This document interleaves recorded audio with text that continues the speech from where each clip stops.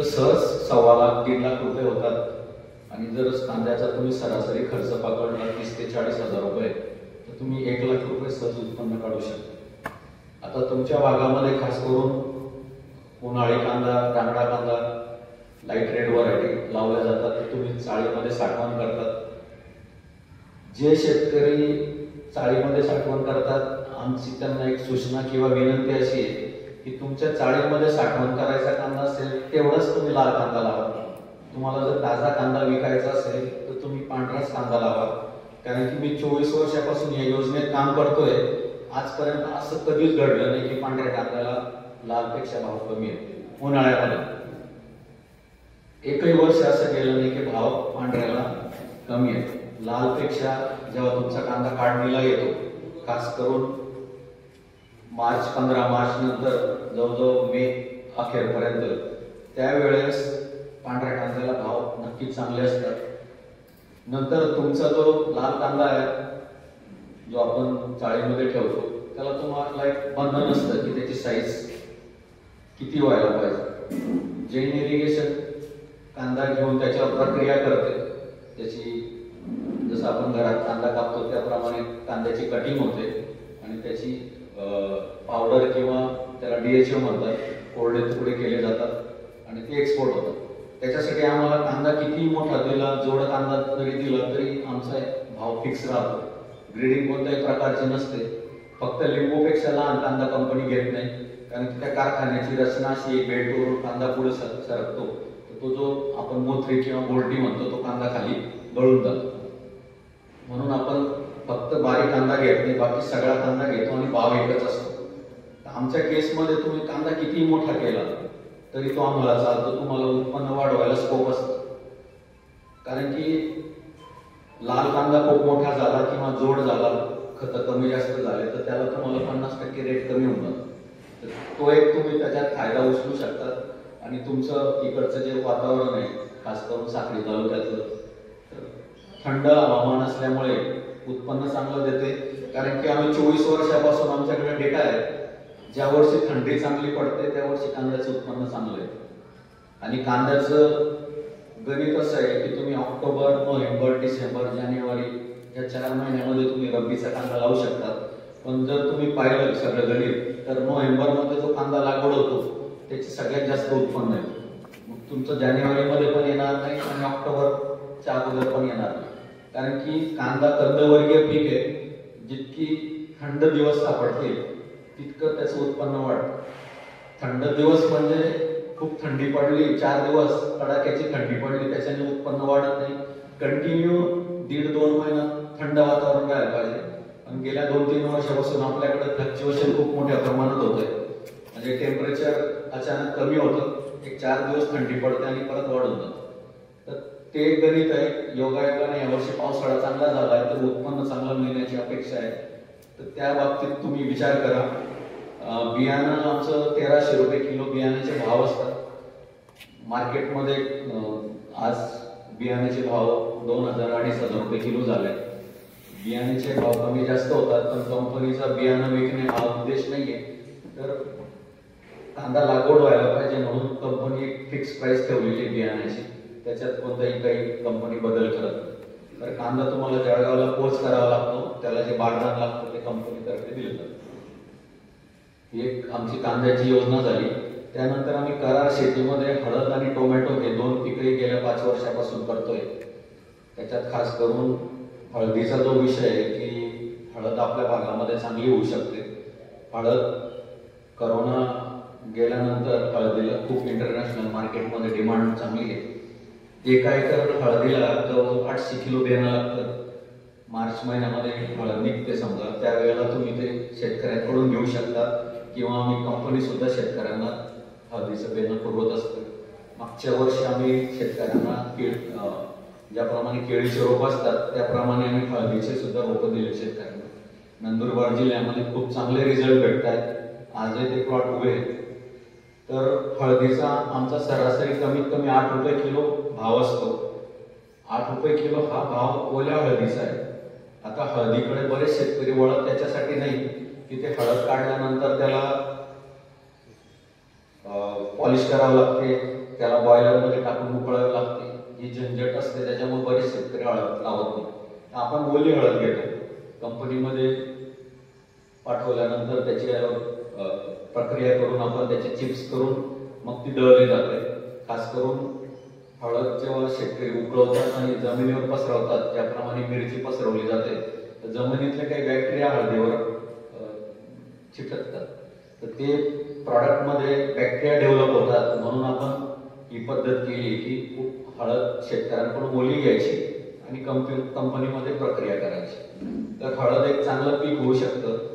सरासरी 10, 12, 15 टनापर्यंत सहज उत्पन्न निघतं हळदीचं. हायेस्ट 20-22 टनापर्यंत शेतकरी पोहोचतात. तो एक चांगला पर्याय आपल्याला आहे.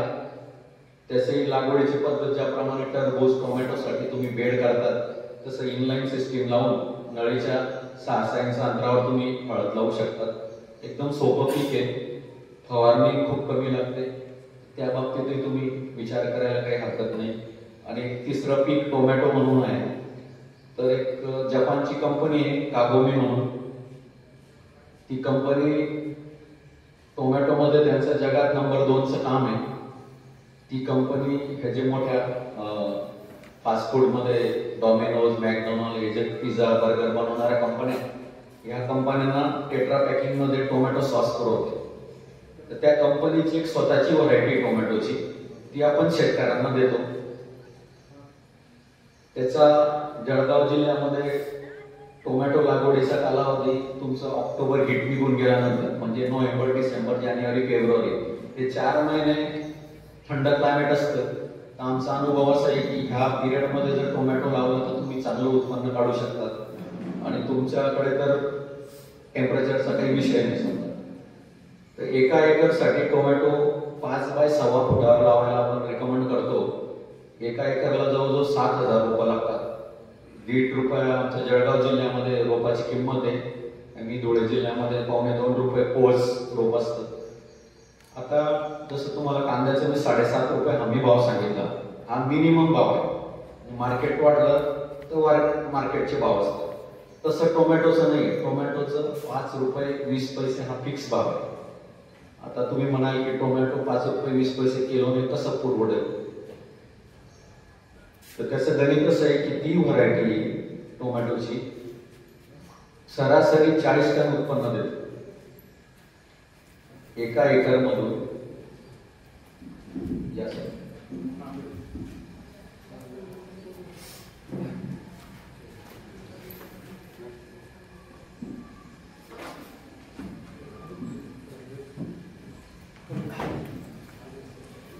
तर टोमॅटोची त्या व्हरायटीचं वैशिष्ट्य असं आहे की आपण मार्केटमध्ये जे शेतकरी टोमॅटो लावत असतात त्याला तार, बांबू, दोऱ्या याचा वापर करावा लागतो, म्हणजे बांधणी करावा लागतो. तर ही व्हरायटी तार, दोऱ्या, बांबू बांधायची गरज नाही. ज्याप्रमाणे टरबूज मल्चिंगवर लावतात त्याप्रमाणे मल्चिंगवर लावायची आहे. ती जमिनीवर पसरते, म्हणजे त्याला तार, दोऱ्या, बांबू बांधायची गरज नाही. म्हणून त्याचा उत्पादन खर्च फक्त जवळजवळ ₹60,000 आणि सरासरी 40 टन उत्पन्न जर तुम्ही गृहीत धरलं तर तुम्ही ₹5.20 गुणिले 40 टन केलं तर जवळजवळ ₹2,08,000 होते. आणि 4च महिन्याची व्हरायटी आहे. 75 दिवसानंतर त्याचा तोडा चालू होतो. कंपनीला जसं कांद्याचा आपण लिंबूपेक्षा लहान किंवा मोठी गोल्टी कांदा घेत नाही, तसं टोमॅटो मध्ये नाही, आपण सगळा टोमॅटो घेतो. अट एकच असते की लाल पाहिजे टोमॅटो, पूर्ण लाल झालेला, कारण की आपण त्याच्यापासून टोमॅटो सॉस बनवायचा आहे. त्याला कलर येण्यासाठी आपण पूर्ण लाल टोमॅटो घेतो शेतकऱ्यांकडून. त्याला जे कॅरेट्स लागतात वाहतूक करायला, ते कंपनीतून तर्फे दिले जातात. आता टोमॅटोचं जर गणित काढलं तर तुम्हाला जवळजवळ ₹10,000 तुम्हाला रोपाचे, आणि मल्चिंग कंपल्सरी त्या व्हरायटी. विदाऊट मल्चिंग आम्ही कोणालाही टोमॅटो देत नाही, कारण की मल्चिंगचे 4 टोमॅटो मधले फायदे असे. पहिला मुद्दा म्हणजे पाणी कमी लागतं. दुसरा मुद्दा, एखादं कोणतंही पीक तुम्ही जर लावलं तर त्याला 2-3 निंदण्या सहज लागतात. तर तुम्ही मल्चिंग जर केली तर निंदणीचा विषय येत नाही, निंदणी टळते तुमची. म्हणजे ते तुमचे ते 5-7 हजार रुपये तिथं वाचतात आणि मल्चिंगला सरासरी 8-9 हजार रुपये खर्च येतो एका एकरसाठी. नंतर तिसरा मुद्दा म्हणजे ते टोमॅटो बांधणी करायची नाही, ते जमिनीवर पसरतात, तर टोमॅटोचं फळ मल्चिंगवर टेकलं जातं म्हणून फळ खराब होत नाही. आणि चौथा सगळ्यात मोठा फायदा असा होतो की टोमॅटोवरची रस शोषण करणारी कीड, की सकिंग पेस्ट म्हणतो आपण, त्याचा प्रादुर्भाव कमी होतो. आणि काही किडी जे आहे त्या जमिनीमध्ये अंडी घालत असतात, त्यांची लाईफ सायकल चालू असते, जमीन आणि झाडाच्या संपर्कात तुटतो कारण की मध्ये मल्चिंग आहे. तर तो एक महत्वाचा फायदा आहे. तर मल्चिंग केलं तर अधिक उत्पन्न येतं. म्हणजे बिना मल्चिंगचे प्लॉट आम्ही पाहिले की त्याच्या रोगाचा प्रादुर्भाव खूप मोठ्या प्रमाणात. आता त्या व्हरायटीचं वैशिष्ट्य असं आहे की परदेशामध्ये ही व्हरायटी 1 टाइम हार्वेस्टिंग होते, म्हणजे एकाच वेळेस पूर्ण तोडणी करतात.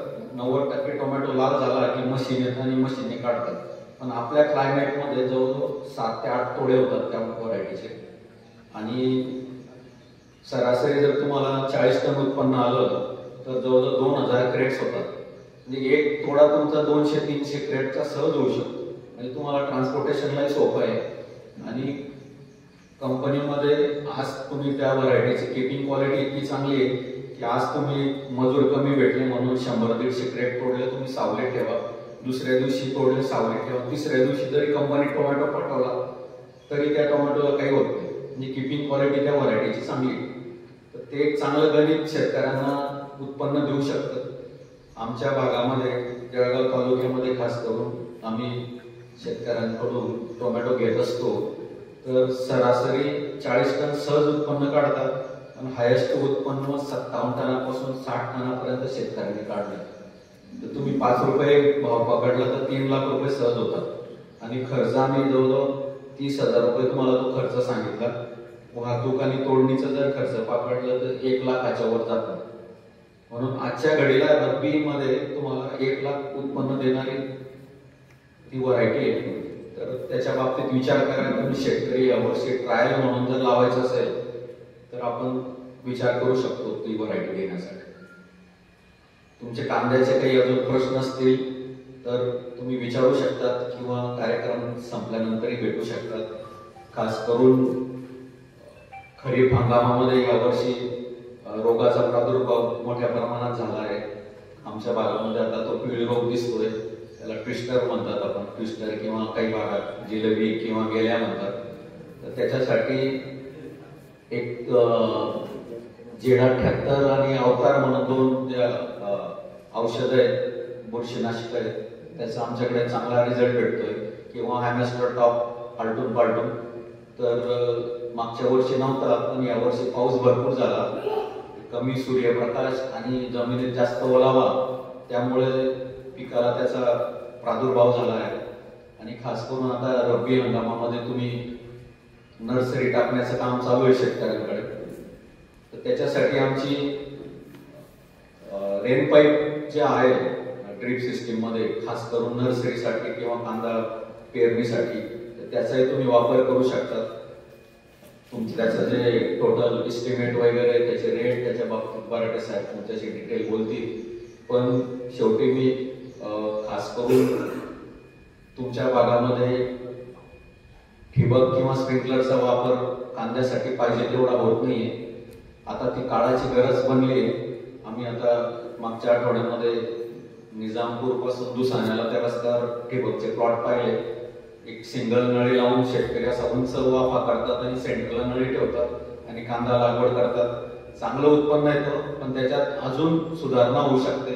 2 नळ्यांचा वापर करू शकतात. आणि जर तुम्ही नक्कीच ठिबक मधून जर फर्टिगेशन तंत्र वापरलं तर नक्कीच तुम्ही कांद्यामध्ये हायेस्ट उत्पादन काढू शकतात. परदेशामध्ये 30 टनापासून 40 टनापर्यंत एकरी उत्पन्न काढतात. कदाचित त्यांच्याकडं 15 डिग्री 25 डिग्री टेम्परेचर राहतं म्हणून ते शक्य होतं. पण आपण आपल्या भागामध्ये 27 टनापर्यंत शेतकरी पोहोचले. आपण सगळा खर्च करतो पण उत्पन्नामध्ये मागे पडतोय. तर ठिबक आणि स्प्रिंकलरचा जर वापर केला तर नक्कीच आपण लढाई जिंकू शकतो. एवढं बोलून मी माझे 2 शब्द संपवतो. धन्यवाद.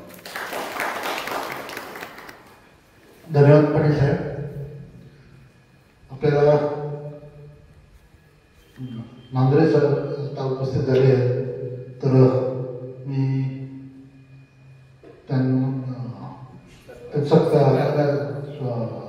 श्री तुषार चौधरी यांनी करावा सांगितलं.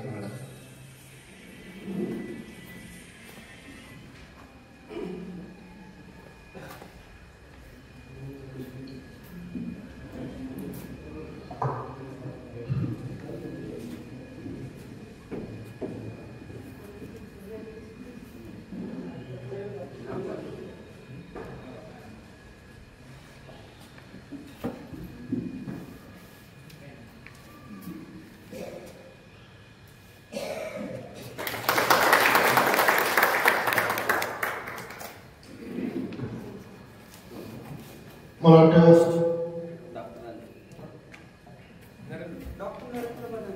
डॉक्टर नरेंद्र बदाने यांचंही स्वागत म्हणजे तुषार भाऊंनी करावं असं वाटतं.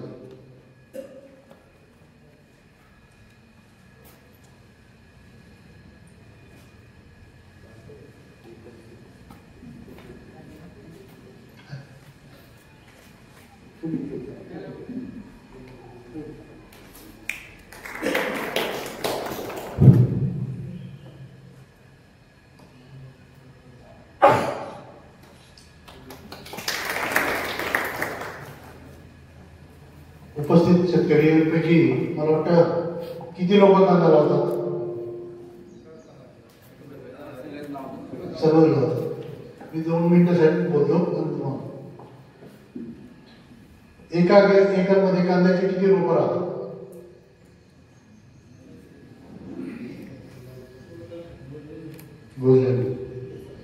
एका एकरला कांद्याचं किती बियाणं वापरतात?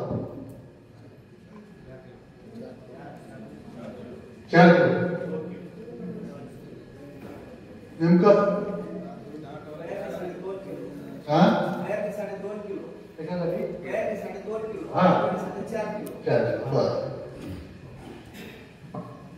सरासरी उत्पादन किती घेतात?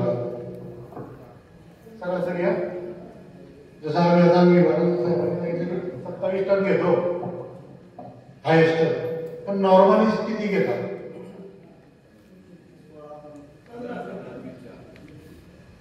15 तुम्ही घेतात. जनरल ऍव्हरेज किती येतो बा? माझ्या माहितीप्रमाणे 10-12च्या वर काही येते. 2-3 गोष्टी सांगतो. एका एकरमध्ये 2.5 लाख रुपये पाहिजे. किती? 100 ग्रॅमचा कांदा पकडला किती? 100 ग्रॅम. 100 ग्रॅमचा कांदा केवढा आहे? तरी 25 टन उत्पादन यायला पाहिजे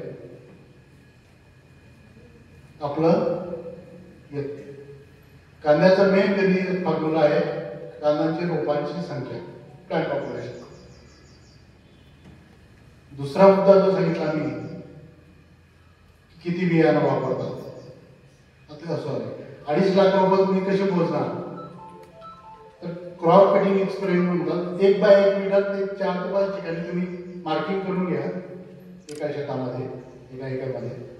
कमीत कमी 7 जास्तीत जास्त 70 रोपं 1 बाय 1 मीटर मध्ये आली पाहिजे. म्हणजे ते साधारणतः 4000 स्क्वेअर मीटरला 2.5 लाख रुपये येते. जो बियाणाचा प्रश्न तुम्ही विचारला, एका एकरला किती एका एकरला किती किलो बियाणं? एका किलो मध्ये कांद्याच्या किती बिया येतात?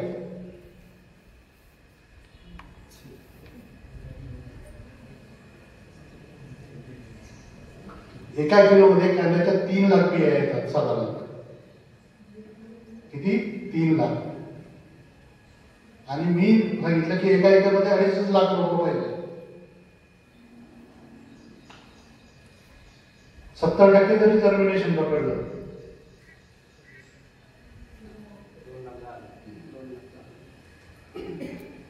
हे काही थोडे सूत्र टिप्स आहेत. आपण किती बियाणं वापरलं पाहिजे किंवा किती लागलं पाहिजे. मी जास्त वेळ नाही घेत. थोडेसे त्या सूचना केल्या मधून बोले. कांद्याचे नांद्रे साहेबांना विनंती करतो की त्यांनी भाजीपाला आणि कांदा पिकाबद्दल माहिती. तुम्हाला कांद्याचे काही प्रश्न असतील तर जरूर विचारा.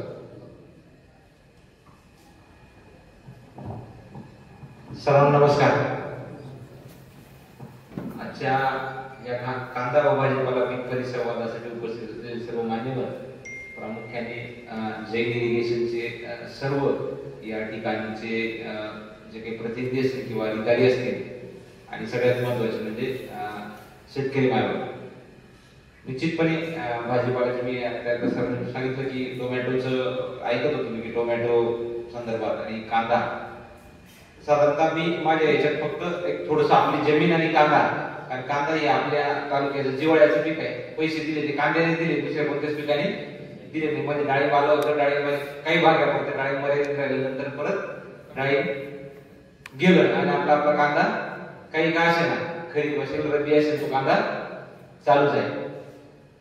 पहिला सगळं तंत्रज्ञान आपल्याकडे एका क्लिकवर उपलब्ध आहे. म्हणजे आमच्यासारखी इथे येऊन सांगण्याची गरज मला वाटत नाही किंवा तुमच्यापर्यंत. पण ते तंत्रज्ञान वापरत असताना आपल्याकडे काहीतरी त्रुटी होतात. त्या तंत्रज्ञान वापरत असताना त्या बेसिक गोष्टी कोणत्या आहेत ते आपण सोडून देतो आणि त्याच्या पलीकडे जाऊन प्रयत्न करतो. बाहेरून बाजारात विकत आणलेलं सगळं आणि त्याच्यावर आपण जास्त भरोसा ठेवतो आणि त्या विकत आणणारच आपल्याला उत्पन्न देईल असं आपण जेव्हा करतो ना, तेव्हा सरांनी जसं सांगितलं की 2,50,000 2.5 लाख रोपं पाहिजे, 100 ग्रॅमचा कांदा पाहिजे. आज माझ्या शेतकऱ्याला कांदा पेरायचा कसा, लागवड कशी करायची सगळं माहित आहे. पण माझा शेतकरी कांदा पेरताना कोणत्या म्हणजे जमिनीत कोणत्या अवस्थेत पेरला पाहिजे हे कुठेतरी विसरतो आणि त्याच्यानंतर जमिनीला पाणी दिलं पाहिजे, पाणी कधी दिलं पाहिजे आणि खत किती दिलं पाहिजे आणि कधी दिले पाहिजे हे विसरतो आणि परिणामतः कितीही चांगलं तंत्रज्ञान असते त्या तंत्रज्ञानाला कुठेतरी फाटा फुटतो आणि आम्ही 10 टनावर आपलं समाधान मानतो. तो स्टोरेजला ठेवलेला असतो, तो 6 टन मार्केट केला जातो, 5 टन विकला जातो स्टोरेज मध्ये. म्हणजे 10 टनात मी स्टोरेज मध्ये 5 टन चालला जातो, कारण मला भाव 6,000 रुपये 7,000 रुपये कधी होईल या प्रतीक्षेमध्येच मला सगळा कांदा खराब होतो. त्याच्यामध्ये मी पण आहे बरं का, त्याच्यामध्ये मी पण आहे, कारण माझं नाव पुढे ऐकून समजून गेला असं मी कुठला आहे. तर मग कांद्याची प्रामुख्याने आता मला एक सांगा की आपल्या जमिनी खराब होण्याचे कारण काय, कशाने जमिनी खराब झाल्या असतील आपल्या? जास्त रसायनाने जमिनी खराब झाल्या, त्याच्यापेक्षा जास्त पाण्याने जमिनी खराब झाल्या. रसायनांचा भाग जर 20% असेल तर 80% या पाण्याने जमिनी आपल्या खराब झाल्या आणि त्या अति पाण्यामुळे आपल्या जमिनीची उत्पन्न क्षमता कमी झाली आणि आपण ते रसायनांकडे गेलो आणि ते रसायन सगळे कारणीभूत ठरले. मान्य आहे रसायनांमध्ये सुद्धा मोठ्या प्रमाणामध्ये, पण आपल्या जमिनी जेवढ्या कमतरता आहेत आणि आपले पिकं जेवढे जबरदस्त आहेत की ते सगळं रसायन काढायला कारणीभूत आहेत. उदाहरणार्थ कापूस येतो, कापूस होतो, त्याच्यानंतर मका. आता मोठ्या प्रमाणामध्ये मक्याची लागवड करतो आणि ज्यांच्याकडे कापूस आहे ते कापूस आता रोटर मारून लगेच रबीचा कांदा लागवड करतील. मका जरी गेला तरी मका काढून ते लगेच कांदा लागवड करतील. म्हणजे ही पीक पद्धती आपल्याला आपल्या जमिनीमधून रसायन काढण्यासाठी भरपूर उपयोगात आहे, रसायन काढून घेतात. पण मग पाण्याचा वापराचं काय किंवा पाणी कुठं गेलं आणि पाणी किती प्रमाणात गेलं याचं तारतम्य आपल्याला राहिलं नाही आणि त्याचा परिणाम असा झाला की आपल्याला आवश्यक असलेलं उत्पन्न आपल्याला कोणत्याच पिकाने दिलं नाही. म्हणजे खरीप सोडा रब्बी सोडा कोणत्याच पिकाने दिलं नाही, कारण आजची जमिनीची परिस्थिती बघितली की त्या जमिनीमध्ये कोणाचीच जमीन आता जिवंत राहिलेली नाही. काळी जमीन दिसते, चांगली जमीन दिसते, पण ती जमीन जिवंत आहे का नाही याचा अभ्यास करायला आपण अजिबात तयार. कारण काय करतो आपण, इतके स्वार्थी झालो की त्या जमिनीतलं जे जे काय ते सगळं आपण काढून बाहेर देतो. मका पण काढून नेला, मक्याची कणस पण काढून नेले, मक्याचं कडबं पण आपण सगळं बाहेर काढून नेलं, जमिनीला काहीच परत केलं नाही. जमिनीला काय त्याच्या पलीकडे जाऊ शकतो की रोटर नावाचं इम्प्लिमेंट असं आहे की ते इम्प्लिमेंट आज संध्याकाळी कोणतं पीक होतं, दुसऱ्या दिवशी सकाळी कोणतं पीक होतं हे समजून देत नाही. इतकं चांगलं इम्प्लिमेंट त्या म्हणजे शेतकऱ्यांसाठी बरं का, इतकं चांगलं इम्प्लिमेंट कुठेतरी आणलं आणि आपण त्या जमिनीचा आपला जो पोत आहे तो दिवसेंदिवस वाढायला पाहिजे, सुधारायला पाहिजे. तो काय होत चाललाय, दिवसेंदिवस खराब होत चाललाय आणि आपण इकडे फार आतोनात प्रयत्न करतो, याचं खत आण, त्याचं खत आण, हे औषध आण, ते औषध आण, आपल्या जमिनी आहे तशाच टिकल्या आणि त्याच्या पलीकडे काहीच जमिनी उत्पन्न देण्याची क्षमता सगळी बिघडली. मेन तिथं आहे, आपण शोधायला बाहेर जातो. जमिनीच्या वरती सगळं करायला आम्ही तयार आहे, जमिनीच्या खाली काय चाललंय हे कोणीच बघत नाही. म्हणजे आपला शेतकरी जमिनीच्या खाली बघायलाच तयार नाही. सगळं कल्टिवेशन वरून चांगलं पाणी देणार, ड्रिपने पाणी देणार, फवारणी स्प्रेअर पंप आणणार, याचं भारी औषध आणणार, ते भारी औषध आणणार, ते जमीन आपली किंवा आपलं पीक सुधारवणार नाही. पीक सुधारवेल काय की आपल्या जमिनीमध्ये असलेला सगळा जो घटक आहे तोच आपलं पीक सुधारवेल. आणि हे आज जर आपण लक्ष दिलं नाही तर या पुढील काळामध्ये त्या जमिनीमध्ये काहीच पिकायला राहणार म्हणजे 10 टनामध्ये असंच जर चालत राहिलं तर साहेबांनी सांगितलं की 25 टन उत्पन्न कशाही पद्धतीने निघालंच पाहिजे. मला नाही वाटत की एक सुद्धा चांगला प्रगतीशील कोणीही शेतकरी असेल तर त्याचं 25 टन काय 15 टन सुद्धा उत्पन्न निघत नसेल, 15 टन सुद्धा उत्पन्न निघत नसेल. त्याचा परिणाम असा झाला की आपल्या जमिनीमध्ये आपण जमिनीकडे बघायला तयार नाही. म्हणजे जमिनीत काळी कचरा नाही, जमिनीत सेंद्रिय पदार्थ नाही, जमिनीत कोणत्याच प्रकारचं सेंद्रिय खत नाही. खत मी म्हणतो ते रेडीमेड पॅकिंग भेटतात ते नाही बरं का, रेडीमेड पॅकिंग जे येतात ते नाही. जमिनीमधलं जमिनीत तयार करण्याची क्षमता आपले जे जीवाणू तयार करतात ते जीवाणू आपल्या जमिनीमध्ये सगळे काय झाले मेले. आणि त्याचा परिणाम असा झाला की जेवढं काही आपण वरून देतोय चमच्याने जे काही खाऊ घालतोय ते सगळं तेवढं जमीन उत्पन्न देते त्याच्या पलीकडे राहिले. म्हणजे एकच या पुढील काळामध्ये आपल्याला आपण जमिनीकडे बघितलं नाही तर कोणत्याही पिकाची किती परिसंवाद केले तर त्याचा काही परिणाम होणार नाही. म्हणून जमिनीकडे बघा आणि जमिनीच्या जीवांकडे बघा, जमिनीत असलेल्या जीवांकडे बघा. हा एकच संदेश प्रामुख्याने किंबहुना हा एकच प्रयत्न आपण सगळ्यांनी मिळून केला तर या पुढील काळात सगळे पिकं आपल्याला तंत्रज्ञान सगळं भेटेल, सगळं करता येईल. राहता दुसरं तर कांद्या जसं मी म्हटलं की जिवाळ्याचे पीक आहे. सगळेजण कांदा चांगल्या पद्धतीने लागवड करू शकतात किंवा पिकवतात, पण कांद्यामध्ये फक्त ज्या 2-3 महत्वाच्या घटक आहेत की ज्याच्यावर आपलं उत्पन्न अवलंबून आहे त्याच्यावर चर्चा करू. मार्गदर्शनाने फक्त चर्चा करू. आता एक मला सांगा की कांद्यामध्ये सगळ्यात महत्वाचा घटक कोणता आहे की ज्याच्यावर आपलं उत्पन्न किंवा सगळं डिपेंड आहे? कोणतं असेल? सगळ्यात महत्वाचं म्हणजे कांद्याचं वाण, कांद्याची व्हरायटी सगळ्यात महत्वाची आहे. कारण कांदा हे असं पीक आहे की आपल्याला खरीप मध्ये बी चालतं, लेट खरीप मध्ये बी चालतं, पोळ्याला बी चालतं आणि रबी मध्ये म्हणजे ना धड रबी बी नाही धड उन्हाळी बी नाही, बरोबर ना? म्हणजे जर पाहिलं तर जून पासून कांद्याचं रोप टाकलं तर पुढच्या मार्च पर्यंत कांद्याला, एप्रिल पर्यंत काही लोकांना कांद्याला वांदा म्हणजे तिथपर्यंत कांदा कुठेतरी आपल्याला कुठं ना कोणत्या अवस्थेमध्ये दिसतो. पण कांद्याच्या काही व्हरायटी अशा आहेत की ते तेवढ्याच प्रकाशाला दिवसाच्या तेवढ्याच प्रकाशाला चांगल्या पद्धतीने रिस्पॉन्स देतात. उदाहरणार्थ खरीपचा कांदा जर रबी मध्ये लावला तर काय परिणाम दिसून येतो? स्टोरेज सोडा दुसरे काय परिणाम दिसतात? खरीपच्या कांद्यामध्ये रबी मध्ये लागवड केली काय परिणाम दिसतात आपल्याला? जर ज्या रबीच्या कांद्यामध्ये डेंगळे निघून आले, फुलं निघून आले की समजून घ्यायचं की याच्यामध्ये कुठेतरी मिक्सचर आपल्या कांद्याच्या बियाण्यामध्ये, आणि तेच बियाणं आपण काय करतो तोच कांदा काढतो तो कुठे नेतो आपण? स्टोरेज मध्ये नेतो. आपल्या तालुक्याचं कांदा रबी मध्ये निघाला तो अजिबात लगेच विकला जात, तो सगळा स्टोरेज मध्ये राहतो. मग लक्ष रबीचा कांदा आणि लक्ष स्टोरेज, रबीचा कांदा आणि लक्ष स्टोरेज. आपण म्हणतो की आम्ही 10 ट्रॉली भरला, आम्ही 10 ट्रॉली कांदा भरला. साधारणतः एका ट्रॉलीचं वजन किती येतं? एका ट्रॉलीचं 30 कसं बी यायला पाहिजे. 30 तर कसं मोठी असते तर 35 पर्यंत भरून टाकतो. 30 तर यावेळेस झाला. 10 ट्रॉली जर तुम्ही कांदा स्टोरेज मध्ये टाकला किती झाला? 300. किती विकतात तुम्ही? विकतात किती?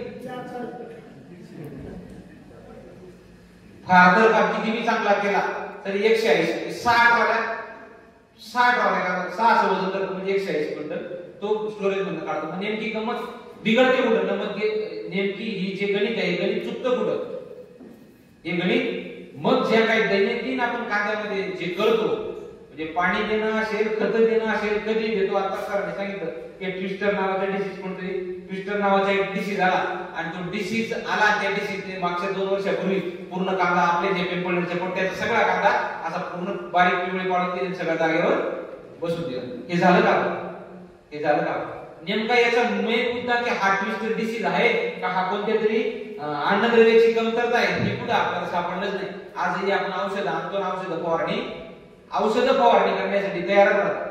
आमचा भरोसा काय? तुम्ही किती कमारी औषध आहे आम्ही त्याच्यावर नियंत्रण करतो. काय करायचं आधी काय करायचं ते आम्हाला सांगणार.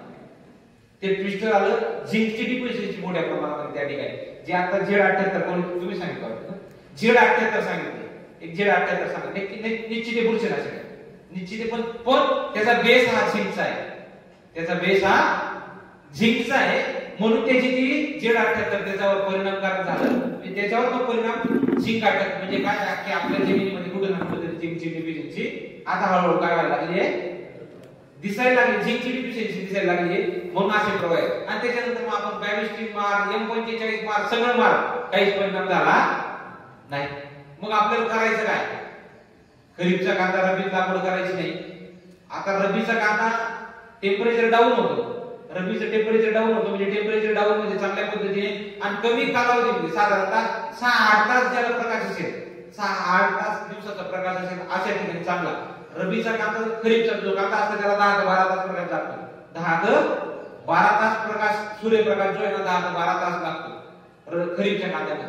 आणि आपला रब्बीचा कांदा जो असतो तो साधारणतः 8 तासापर्यंत प्रकाश मिळतो, त्याच्या पलीकडे त्याला प्रकाश. अशा ठिकाणी चांगले रिस्पॉन्स देणाऱ्या ज्या व्हरायटी आहेत त्या व्हरायटी मी सांगत नाही, कोणत्याच कंपनीचं नाव सांगत नाही, कोणत्याच कंपनीचं नाव सांगत नाही, पण अशा ज्या व्हरायटी आहेत त्या व्हरायटीची लागवड करा निश्चितपणे. फक्त लागवड करताना ती व्हरायटी रब्बीसाठी शिफारशीत आहे का, ती रब्बीसाठी शिफारशीत आहे का हा थोडंसं जाणून घ्या. आपल्याकडे घरचंच बियाणं मोठ्या प्रमाणामध्ये असतं, तुम्ही तुमचं चांगल्या पद्धतीने रब्बीमध्ये स्टोरेज केलेला, ज्या दिवशी शेवटी विकाल ना तुमचा चांगला कांदा राहिला असेल ना, तो कांदा घ्या, तो कांद्याचे डेंगळे तयार करा, त्याच बियाणं वापरा पुढच्या वर्षी. अजिबात दुसरं तंत्रज्ञान वापरायची गरज नाही तुम्हाला, अजिबात दुसरं कोणतंच बियाणं आणायची गरज नाही. म्हणजे शेवटचे ट्रॅक्टर ज्या दिवशी तुम्ही मार्केटमध्ये काढा आणि शेवटचे ट्रॅक्टर काढताना जो चांगला कांदा राहील, दिसून चांगला कांदा राहील, त्या कांद्याचे सगळे कांदा काढून ठेवा, त्याचे डेंगळे लावा, त्याचं बीज घ्या आणि ते बीज तुम्ही कायमस्वरूपी वापरा. 3 वर्षानंतर परत तसंच करा. अजिबात कोणतंच बियाणं घ्यायची गरज नाही, कुठंच बियाणं आणायची गरज नाही. आपलाच कांदा आपण साहेब, आपला प्रॉब्लेम असा आहे की स्टोरेज मधला बियाणं कोणत्या कांद्यापासून तयार केलेलं आहे हे आपल्याला माहित नाही. असं बियाणं आपण आपलं विकत आणतो आणि तेच बियाणं आपण आपल्या शेतामध्ये लागवड करतो आणि दोष आपण त्या बियाणं, जमीन, परत औषध, क्लायमेट करणं. आता सगळ्यात सोपं काय की वातावरणातील बदल, क्लायमेट चेंज, वातावरण निश्चित बदल होत आहे. तुमच्या आमच्या हातात आहेत का, आम्ही तुम्ही बदलू शकतो का, पाऊस पडायचं आपल्या हातात आहे का, धुकं पडायचं आपल्या हातात आहे का, 100% हे परिणाम हे आपल्या हातात नाही. आपल्या हातात काय, आपली जमीन आणि आपल्या जमिनीमध्ये वरती येणारं पीक आपल्या हातात आहे. त्याच्यावर आपण जास्त चर्चा कशावर करतो, जे आपल्या हातात त्या गोष्टीवर चर्चा करतो. म्हणजे पहिली लागवड करताना खरीपचा कांदा खरीपमध्ये, रब्बीचा कांदा रब्बीमध्ये. दुसरं बियाणं, आता भरपूर डायरेक्ट पेर कांदा चांगला का, रोप तयार केलेली, पुनर्लागवड केलेली चांगली, हा भरपूर परिसंवादाचा विषय आहे. पेर कांदा कसा चांगला आहे हे सांगितलं असेल, लागवडीचा कांदा कसा चांगला हे मी तुम्हाला एकदा चांगल्या पद्धतीने सांगू शकतो, पण हा आपला विषय नाही. मग लागवड करताना किती लोक खत देतात कांद्याला, आधी किती लोकांना खत दिलेले, आधी किती लोकांनी खत दिलेले आहे सांगा. आपण खत देत सुरुवातीला कोणीच खत कोण देतं का, सुरुवातीला खत वाफे तयार करताना आता सगळे वाफ्यावर कांदे, रब्बीच्या कांद्याचे सगळं वाफ्यावर. वाफ्यात किती लोकांनी खत टाकलेले, किती लोकांनी खत टाकले वाफ्यामध्ये, कोणीच वाफ्यामध्ये खत टाकलेले काबर टाकले नाही, काबर टाकले नाही.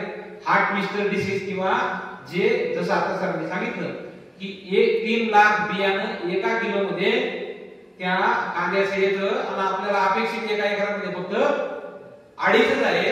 किती, 2.5 लाख आपल्याला रोप पाहिजे, कांदे पाहिजे. आता मी म्हणतो यांनी किती जरी सांगितलं असेल ना की 2 किलो मध्ये होतं, 1.5 किलो मध्ये होतं, 3 किलोच्या खाली 4 किलोच्या खाली एका एकरामध्ये सीड लागतच नाही. 3 किलो तर कसं बी लागून जातं एका एकरात. म्हणजे किती बिया झाल्या 3 किलो मध्ये, किती 9 लाख बिया झाल्या. 9 लाखाचे कांदे किती किती आपले, 1.5 लाखाच्या वरती कांदे नाहीत आपल्याकडे, 2.25 लाखाच्या वरती कांदे नाहीत आपल्याकडे. म्हणजे गणित चुकलं कुठं. मला एक माझं मत आहे की जे बियाणं मी जमिनीमध्ये पेरणार ना, त्या प्रत्येक बियाणाचं रोपात रूपांतर झालं तर तिथं कुठेतरी 50% मी सक्सेस झालं. प्रत्येक बियाण्याचं बरोबर सोडून द्या. आता सांगितलं 70% धरा, 3 लाखात 70% किती झाले, 6,30,000. 6,30,000 कांदे रोप तयार झाले. 6,30,000 पुनर्लागवडने परत 70 झाले. पुनर्लागवड करताना परत 70% मिळाले. जिवंत आहे. किती झाले? 4,20,000. म्हणजे 4,20,000 कांदे आपल्याकडे. आपली अपेक्षा किती आहे? 2.5 लाख आहे. किती? म्हणजे एवढं गणित सुद्धा आपल्याकडे जमलं नाही किंवा जमत नाही. चुकीचं आहे असं म्हणत नाही, पण आपली लागवड करताना किंवा आपण त्या प्रत्येक गोष्टी करताना या गोष्टीकडे अजिबात लक्ष देत नाही. मग आता मी पहिलं सांगितलं की बियाणे किंवा वाणाची निवड. दुसरं, लागवडीच्या कालावधीमध्ये खत आपण देत नाही. आणि सगळ्यात महत्त्वाचं, नंतर खत किती दिवसांनी देतो? गोल मारल्यानंतर, त्याच्यानंतर एक फरक करतो आणि त्याच्यानंतर काय करतो आपण? किती दिवस झाले? किती दिवस? 21 दिवसात गोल मारतात. 21 दिवसात गोल मारतात. 1 महिना म्हणजे किती दिवस अन्न राहिलं? ते किती दिवस राहिलं? 30 दिवस त्याला अन्नच भेटलं नाही. 30 दिवस सुरुवातीचीच गाठ महत्वायची आहे. नंतर किती बी गाठा केल्या तर काय फायद्याच्या? म्हणजे 30 दिवसामध्ये त्याची काय तयार झाली पाहिजे? चांगली गाठ तयार झाली पाहिजे. 30 दिवसात त्याला अन्नच दिलं नाही. अजून त्याच्या पलीकडची तर सांगतो आपण की 30 दिवसात खत देतो. खत देताना कोणते देतो? 10-26-26, 19-19-19 किंवा डीएपी किंवा सिंगल सुपर फॉस्फेट. दाणेदार, बरोबर ना? याच्या पलीकडे खत आहेत का आपल्याकडे? दाणेदार खत टाकले आपण. सिंगल सुपर फॉस्फेट दाणेदार टाक. आता ते तिथून किती दिवसांनी मिळतो पिकाला? 21 दिवसांनी ते पिकाला मिळेल. किती? म्हणजे ज्या कांदा जमिनीच्या खाली वाढतो आणि जमिनीच्या खाली वाढायला कांद्यामध्ये फॉस्फरस हा सगळ्यात महत्त्वाचा घटक आहे. आणि तो घटक मी माझ्या पिका लागवडी केल्या म्हणजे फॉस्फरसमुळे कांद्याची गाठ चांगली वाढेल. फॉस्फरसमुळे कांद्याचे मुळे चांगले वाढतील. त्या मुळे फॉस्फरसमुळे जमिनीतनं अन्न घेतील, जमिनीतनं पाणी घेतील. ते फॉस्फरस मी किती दिवसांनी दिलं? 50 दिवसांनी दिलं. झाले 50 दिवस झाले ना? किती दिवस झाले? आणि तुम्ही म्हणतात कांद्याला उत्पन्न झालं पाहिजे. आणि कशाने देईल कांदा?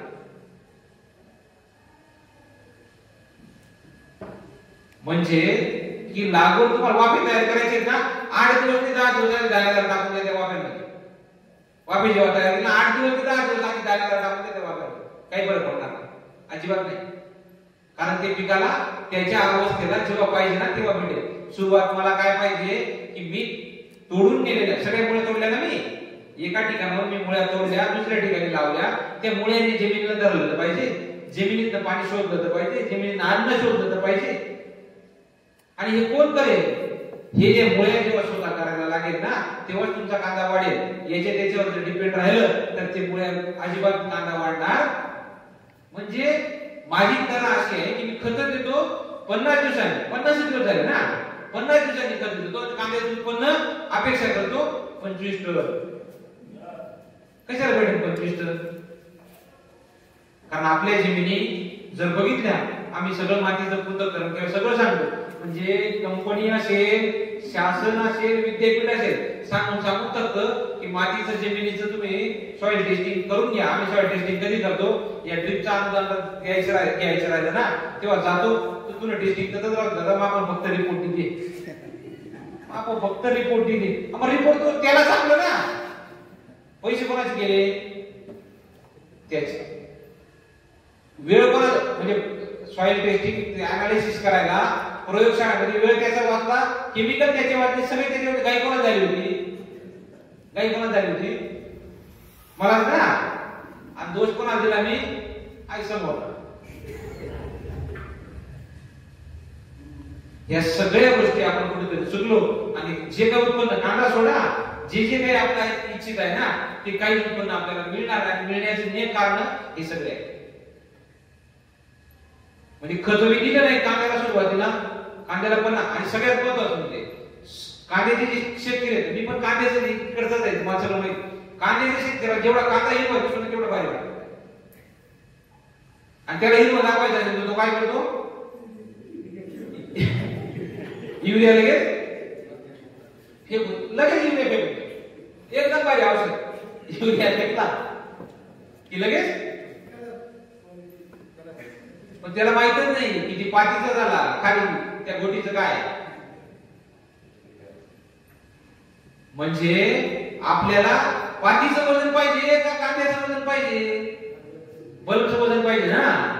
आम्ही पातीकडे बघून खुश होतो, ती तशीच पाती उभी राहते, ती अजिबात सुकायला तयार होत नाही, ती अजिबात सुकायला तयार होत नाही आणि आमच्या कांद्याला वजन येत नाही. 100% पातीचं महत्व आहे, 100% पातीचं महत्व आहे. कधी की ती पात स्वतःचं अन्न तयार करण्यासाठी आणि तिथून ते अन्न आपल्या खाली असलेल्या जमिनीच्या खालच्या भागासाठी जेव्हा फायदेशीर ठरेल, जेव्हा ती तो रस ते अन्न त्या जमिनीच्या खालच्या गाठीमध्ये टाकेल, तेव्हा ती पात फायद्याची आहे. ती जर खाली टाकायला तयार नसेल, कारण काय अन्नद्रव्य नुसतं खालून जात नाही, वरून सुद्धा अन्नद्रव्य. आमचं तुमचं सगळ्यात जास्त भरोसा काय आहे, कोणत्या अन्न घटकांवर? नत्र, स्फुरद आणि पाला. जे विकत भेटतं ना ते सगळ्यात बाहेर फुकट भेटतंय. CHO कार्बन, नायट्रोजन आणि ऑक्सिजन. ते कशाने होते? प्रकाश संश्लेषण जी क्रिया आहे ना, प्रकाश संश्लेषण, हिरवा तो प्रकाश संश्लेषण जे अन्न तयार करते ती पात, त्या पाताने जे अन्न तयार होतं त्या अन्नाने सगळ्यात जास्त गाठ तयार होते. आपल्याला युरिया कापड द्यायचे, खालून खत कापड द्यायचे, खालून खत कापड द्यायचे आहे. हे पानं चांगलं करण्यासाठी खालून खत द्यायचे आहे आणि पानं स्वतःचे अन्नद्रव्य तयार करेल, अन्नसाठा तयार करेल आणि तो अन्नसाठा पुढे घालेल त्या गाठीमध्ये नेईल. असं राहिलं तरच कांद्याचं वजन येईल, नाही तर कांद्याचं वजन येणार नाही. कांद्याला काही केलं तर 45, माझं मत आहे, आता तुमचं संशोधन किंवा तुम्ही तुमचं रिकमेंडेशन, 45 दिवसानंतर जर तुम्ही लिक्विड मध्ये खत दिले तर तेच खत मिळतात, सॉलिड मध्ये कोणतेच खत मिळत. म्हणजे काय, पिशवी मध्ये कोणतेच खत मिळणार नाही. तुम्ही ड्रिपच्या माध्यमातून देत असाल तर 100% नाही, ड्रिपच्या माध्यमातून. पण वरून फवारणी करत असाल, वरून फोकत असाल तर ते अजिबात 45 दिवसानंतर देऊ. आणि माझं दाणेदार कधी भेटलं त्या कांद्याला? 50 दिवसांनी. म्हणजे कांद्याची खरी मेन प्रामुख्याने इथं आहे. म्हणून आम्ही 12 टनांवर 10 टनांवर काही 7-8 टन चांगलं गेलं. आम्ही थांबलो आणि तो कांदा आहे तिथंच राहिला. म्हणजे आमच्या मागची येऊन सगळे पुढे निघून गेले, आम्ही जिथं आहे तिथंच आहे. खत दिले नाही आणि खत देताना 45 दिवसानंतर 2-2 महिन्यात खत बघितले. 2-2 महिन्यात आपली तर इतकी भारी आहे की कपाशीची विशेष करीन आपली. तुम्ही जर दाणेदार दिला असेल ना तर कांदा उतरून बघा, दाणेदार तसंच दिसेल खाली.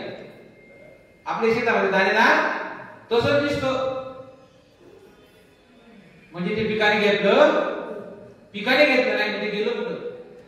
ते जमिनीला कुठेतरी राहिलं. आणि आम्ही परत दरवर्षी प्रत्येक वेळेस सांगतो की आमची जमीन हळूहळू काय होत चालली. आता नापीक कोणी केली? आम्हीच केली. आम्ही बघायला तयार होत नाही. म्हणजे की आपल्याला खत कधी द्यायची ही शिकायची गरज आहे. लागवड कशी करायची, कोणतं निवडायचं, काय करायचं, औषध मारायचं एकदम बारीक. कोणतं का सांगत नाही तुम्ही, ते औषध कोणतं दिले सुद्धा. पण आपल्याला जमिनीला खत कधी द्यायचे हे ज्याला शिकता आलं त्याचं पीक त्याला उत्पन्न काढता येईल. प्रत्येक अन्न घटकाचे वेगवेगळे फंक्शन आहे, क्रिया आहे, प्रत्येकाचे वेगळे. हे 16 प्रकारचे, आता एक वाढला 17 प्रकारचे अन्न घटक जे आहेत ना, ते अन्न घटक 17 प्रकारचे आहेत. प्रत्येकाची वेगवेगळी प्रक्रिया आहे, प्रत्येकाची वेगळी. म्हणजे कांद्याच्या पातीला, चक्रीला किंवा वरच्याला पात चढवण्यासाठी सुद्धा प्रत्येक कोणता अन्न घटक हा कारणीभूत आहे. हे आम्हाला माहित नाही किंवा हे आपल्याला समजून घेण्याची गरज आहे. बाकीचं तंत्रज्ञान तुम्हाला येऊन टीप भेटतं कुठेतरी एक ठिकाणी बघतो. मग ते तंत्रज्ञान कुठपर्यंत आपलं चांगलं आहे की जोपर्यंत आपल्याला प्रॅक्टिकल समजतं तोपर्यंत. नाही तर कुठेतरी आपण बघतो की तरुण इंजिनियर नोकरी सोडून आला, 2 कोटी रुपये कमवले. आपल्याला तो बघायला भेटलं नाही. बघायला भेटला का आपल्याला? कुठं आहे तो? मोबाईल मध्येच आहे. आपल्या आजूबाजूला 2 कोटी एखादा आहे इंजिनियर आला इथून सोडून आलाय, तो दररोज 2 कोटी कमवतोय आपल्याला. ते पण तंत्रज्ञान महत्वाचं आहे. पण फक्त जोपर्यंत आपल्याला त्याच्यातलं प्रात्यक्षिक किंवा प्रॅक्टिकल समजत नाही तोपर्यंत तिथे जायचं. अन्यथा तुम्ही तुमचे इतके वर्षाप्रमाणे अनुभव आहे, ते अनुभव त्या ठिकाणी जर लावले तर 100%. आपण फक्त काय करतो माहितीये का की दुसऱ्याने कोणीतरी काहीतरी सांगितलं की त्याच्यात, म्हणजे मी अजिबात तुम्हाला अजिबात शिकवणार कोणत्याच गोष्टीची करणार. मी काय सांगेल ते शेताचा, ते शेत तुम्हाला जे सांगेल, ते पीक तुम्हाला जे सांगेल त्या पद्धतीने तुम्ही काम करा. मी सांगतो, मला काय सांगा, मी इथंच सांगेल. मला काय, मी तुमची जमीन बघितली, तुमचं पीक बघितलं, मी फक्त सांगायचं काय म्हणा, दुसरं काय काम. म्हणून मी तुम्हाला प्रत्येकाला किंवा शेतकरी एकच सांगतो की खत कधी द्यायची हे आपल्याला समजलं. म्हणजे काय, की साधारणतः लागवडीच्या आधी जाणीदार खत फॉस्फरस बाकीचे घटक सोडून ते तुम्हाला पाहिजे तेवढं द्या. पाहिजे तेवढं जो काही स्फुरदयुक्त खत आहे ते जमिनीमध्ये तुम्ही आधी टाकून द्या, म्हणजे तुमच्या आवश्यक ते पिकाला भेटेल. आपले नर्सरी तयार करताना बी जी नर्सरी तयार करतो, कांद्याची रोपवाटिका तयार करतो, त्या रोपवाटिकेमध्ये आपण खत नंतर देतो जेव्हा आपले रोप म्हणजे जेव्हा रोप आपण ते नुकतच राहतो तेव्हा आपल्या त्या पिकाला जमिनीला खत भेटतात आणि तिथून त्याच्यानंतर ते गवत त्या ठिकाणी मासतं आणि आपण म्हणतो गवत जास्त झालं पाहिजे. खत पिकाला खत देतो, तणाला खत देतो आपण आणि त्याच्या पलीकडे जाऊन सांगतो जे वरून 15 दिवसांनी 1 महिन्यानी खत मारतात ना ते कोरड्यामध्ये खत टाकतात. सगळ्यात महत्त्वाचं कोणतंही पीक कोणतंही खत वापसा कंडिशनर असतो, वापसा कंडिशनर टाकलं 100% त्याचा 90% त्या खताचा त्या पाण्याचा परिणाम त्या पिकांवर होणार आहे किंवा उपयोग त्या पिकांसाठी होणार आहे.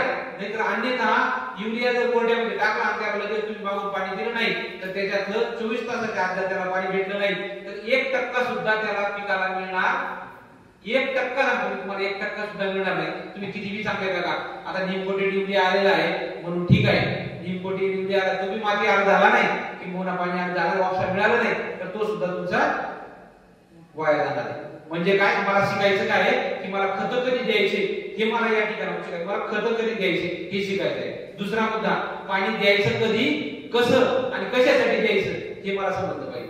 पाणी म्हणजे काय ठीक आहे चाललंय तुम्ही आम्ही ड्रिप टाकले बोध करेल मस्तपैकी बोध ड्रिप चाललंय ड्रिप ते देऊन टाकतो किंवा काही लोक वरून ड्रिप बी टाकतात खालून वाफे बी बघितले आम्हालाच गर्व झाला. बाकी दुसरा सांगा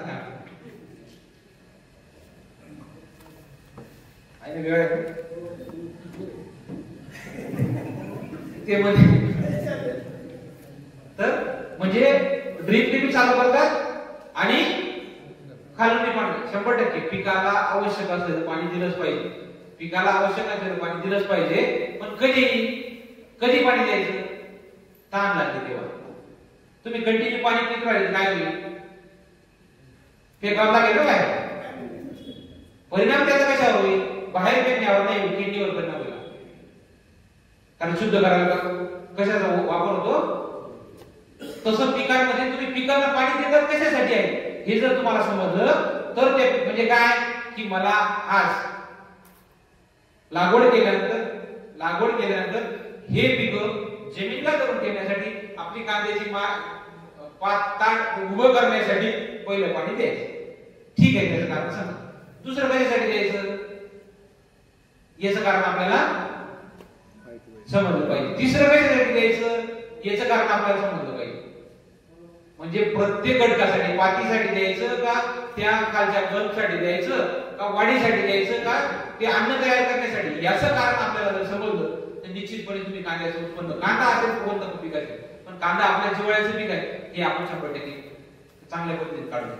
कांद्याचं काय पाहिजे मी कांदा उत्पादन किंवा मी कांदा उत्पादक आहे मला काय पाहिजे वेळोवेळी कांद्याच्या पातीतला रस कांद्यामध्ये गेला पाहिजे. याच्यासाठी मला काय करावं लागेल कंटिन्यू कांद्याला पाणी दिलं पातीचा रस काय उतरेल का पातीचा रस पातीतला रस कधी उतरेल कांद्याला गरज भाषेल की नाही बाबा माझ्याकडे आता खाली काही राहिलं मला कुठून तरी ते घ्यावा लागेल मग तो वर्ष खाली उतरवेल आणि तो जो रस प्रत्येक वेळेस तयार होईल तोच रस तुमच्या कांद्याला वजन देईल. नाही तर 100 काय 50 ग्रॅम सुद्धा वजन करणार नाही. साधारणतः इतके मस्त कांदे दिसतात आणि 1 किलोत आपण कांदे घ्यायला जातो ते आपल्याला वाटतं की 4-5 कांदा येतील गोया 5-7 येतील. बरं तुम्ही 15-20 कांदे लागतील 1 किलो बघा तुम्ही काय झालं का बरं की ते कांद्याचं वजन कमी दिसतं. कांद्याचं आपल्याला आळीच लागेल लागते हो कांद्याचं वजनच नाही. कांद्याचं वजन जास्त पाहिजे अडीच लाख कांदे पाहिजे माझं तर म्हणणं आहे 1 किलोचा कांदा आहे ना कमी काय आहे 1 किलोचा यायला पाहिजे. चांगले आपलं मान्य आहे की एका कांद्याची 1 किलो म्हणजे एका कांद्याची विशिष्ट साईज पर्यंत आपल्याला तो कांदा चांगल्या पद्धतीने पोहोचला पाहिजे ज्याची इच्छित साईज आहे. आपल्याला तितक्या कांदा आपल्याला पूर्ण पातीच्या रसासहित तो तेवढा कांद्याचं वजन आपल्याला चांगलं आलं पाहिजे. अशा पद्धतीने त्याला पिकाला पाणी म्हणजे काय की आज गरज आहे 100% त्याला पाणी देऊ नका.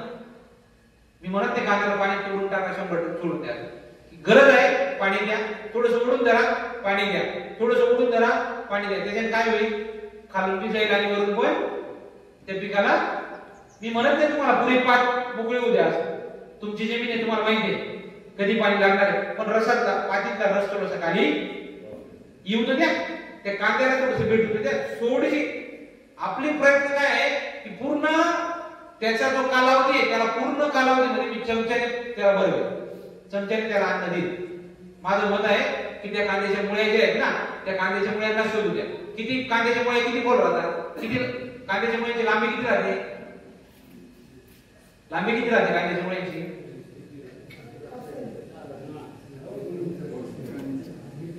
शेतात कोण कोण गेलेलं आहे? तुम्ही म्हणता वाटेला पुऱ्या माणसं आहे ना, शेतात कोण कोण गेलेला आहे?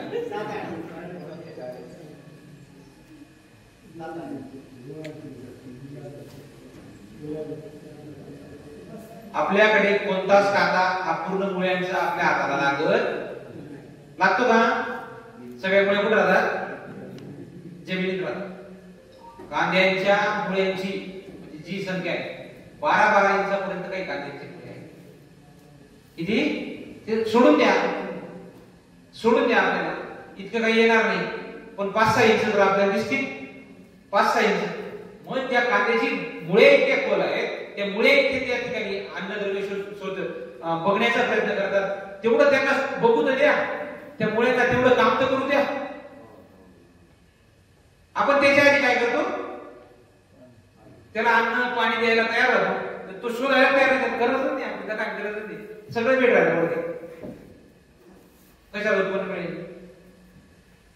म्हणजे काय की मायक्रोन्यूट्रिएंट जसं मी सांगितलं की झिंकच्या डिफिशियन्सीमुळे ते ट्विस्टर नावाचं जे आहे ते कॉम्प्लेक्स तयार झाला आणि त्याच्यामुळे मोठ्या प्रमाणात आणि झेड अटॅकर मध्ये काही आता एक कोणतं एक कमजोर झालं तर त्याच्यावर किडीच्या रोगाचा अटॅक तर पडणारच आहे ना. कमजोर माणूस झाला तसंच त्याच्यावर झालं. आणि मोठ्या प्रमाणामध्ये आम्ही काय करतो की ते कांद्यामध्ये शेतामध्ये बघायला जातो ना, त्याच्यातले किडे आपल्याला आपण 10 वाजेनंतर 12 वाजेनंतर बघायला शेतामध्ये जातो. तो सकाळी उजेड पडल्यानंतर जो कांद्याच्या शेतात जाईल आणि जो बघेल ना त्याला त्याच्यात किडी सापडते, तरच त्या कांद्यातलं निदान सापडणार.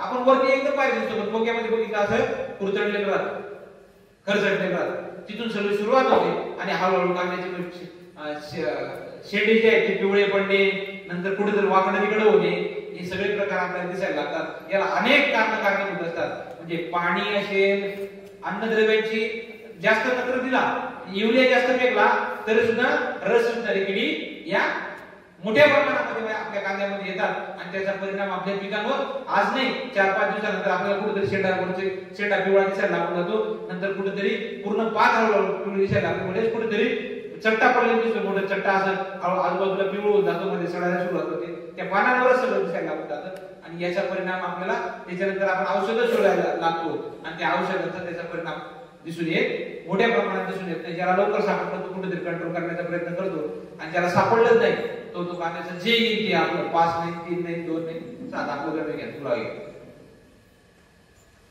म्हणजे काय की आपल्याला याच्यावर तंत्रज्ञान सगळं सांगितलं. आपल्याला शिकायचं काय, का, केव्हा, कसं, कधी, किती प्रमाणात, कशासाठी, एवढं शिकायचं. काय काय पाणी, खत, डोकं, आपली मेहनत, मजूर, एवढं शिकायचं आपल्याला. एवढं समजून घ्यायचं. एवढं समजलं तर तुमच्या शेतीतलं प्रत्येक गणित तुम्हाला समजेल. आज आपल्याकडे प्रत्येक तंत्रज्ञान सगळं उपलब्ध आहे. कंपनी जेवढ्या मोठमोठ्या प्रमाणात त्याचा प्रचार आणि प्रसार आणि त्याचं सगळं तंत्रज्ञान सांगण्याचा किंवा पसरवण्याचा प्रयत्न करतायत. शासन योजनांच्या माध्यमातून तंत्रज्ञान विद्यापीठ तंत्रज्ञान वेळोवेळी सगळ्यांचं मांडत आहे, पण ते तंत्रज्ञान केल्यावर किंवा चालत का बरं नाही किंवा त्याचं एकच कारण का, कसं, कधी, कशासाठी, केव्हा, याचा परिणाम याचं काहीतरी गणित आपल्याला सापडत नाही. तुम्ही म्हणतात सगळा दोष आम्ही शेतकरी गणित देतात, सगळ्यात कोणी म्हणून काय सांगते शेतकरी चुकायला शेतकरी, पण मी म्हणत नाही की खूप मोठं चुकलं किंवा काय चुकलं, पण आपल्याला खत कधी द्यायचे हे आपल्याला समजलं पाहिजे, पाणी द्यायचं कधी हे आपल्याला समजलं पाहिजे. म्हणजे पाणी, कांद्याला पाणी देताना तुम्हाला तुमच्या जमिनीनुसार पाणी द्या, पण थोडंसं पीक त्या पिकाला थोडंसं ताण येऊ द्या. म्हणजे जेव्हा तुमची कॅपॅसिटी आहे तुमच्याकडे पाणी लगेच देऊ शकतात, त्या पिकाला थोडंसं सांगू द्या की मी पाणी मला शोधण्याचा प्रयत्न करतो, अन्न शोधण्याचा प्रयत्न करतो. त्याने शोधलेलं, त्याने घेतलेलं याचा परिणाम तुमच्या उत्पन्नावर जास्त दिसून येईल. कशापेक्षा तुम्ही चमचा जास्त लगेच रेडीमेड भरून दिला त्याच्यापेक्षा.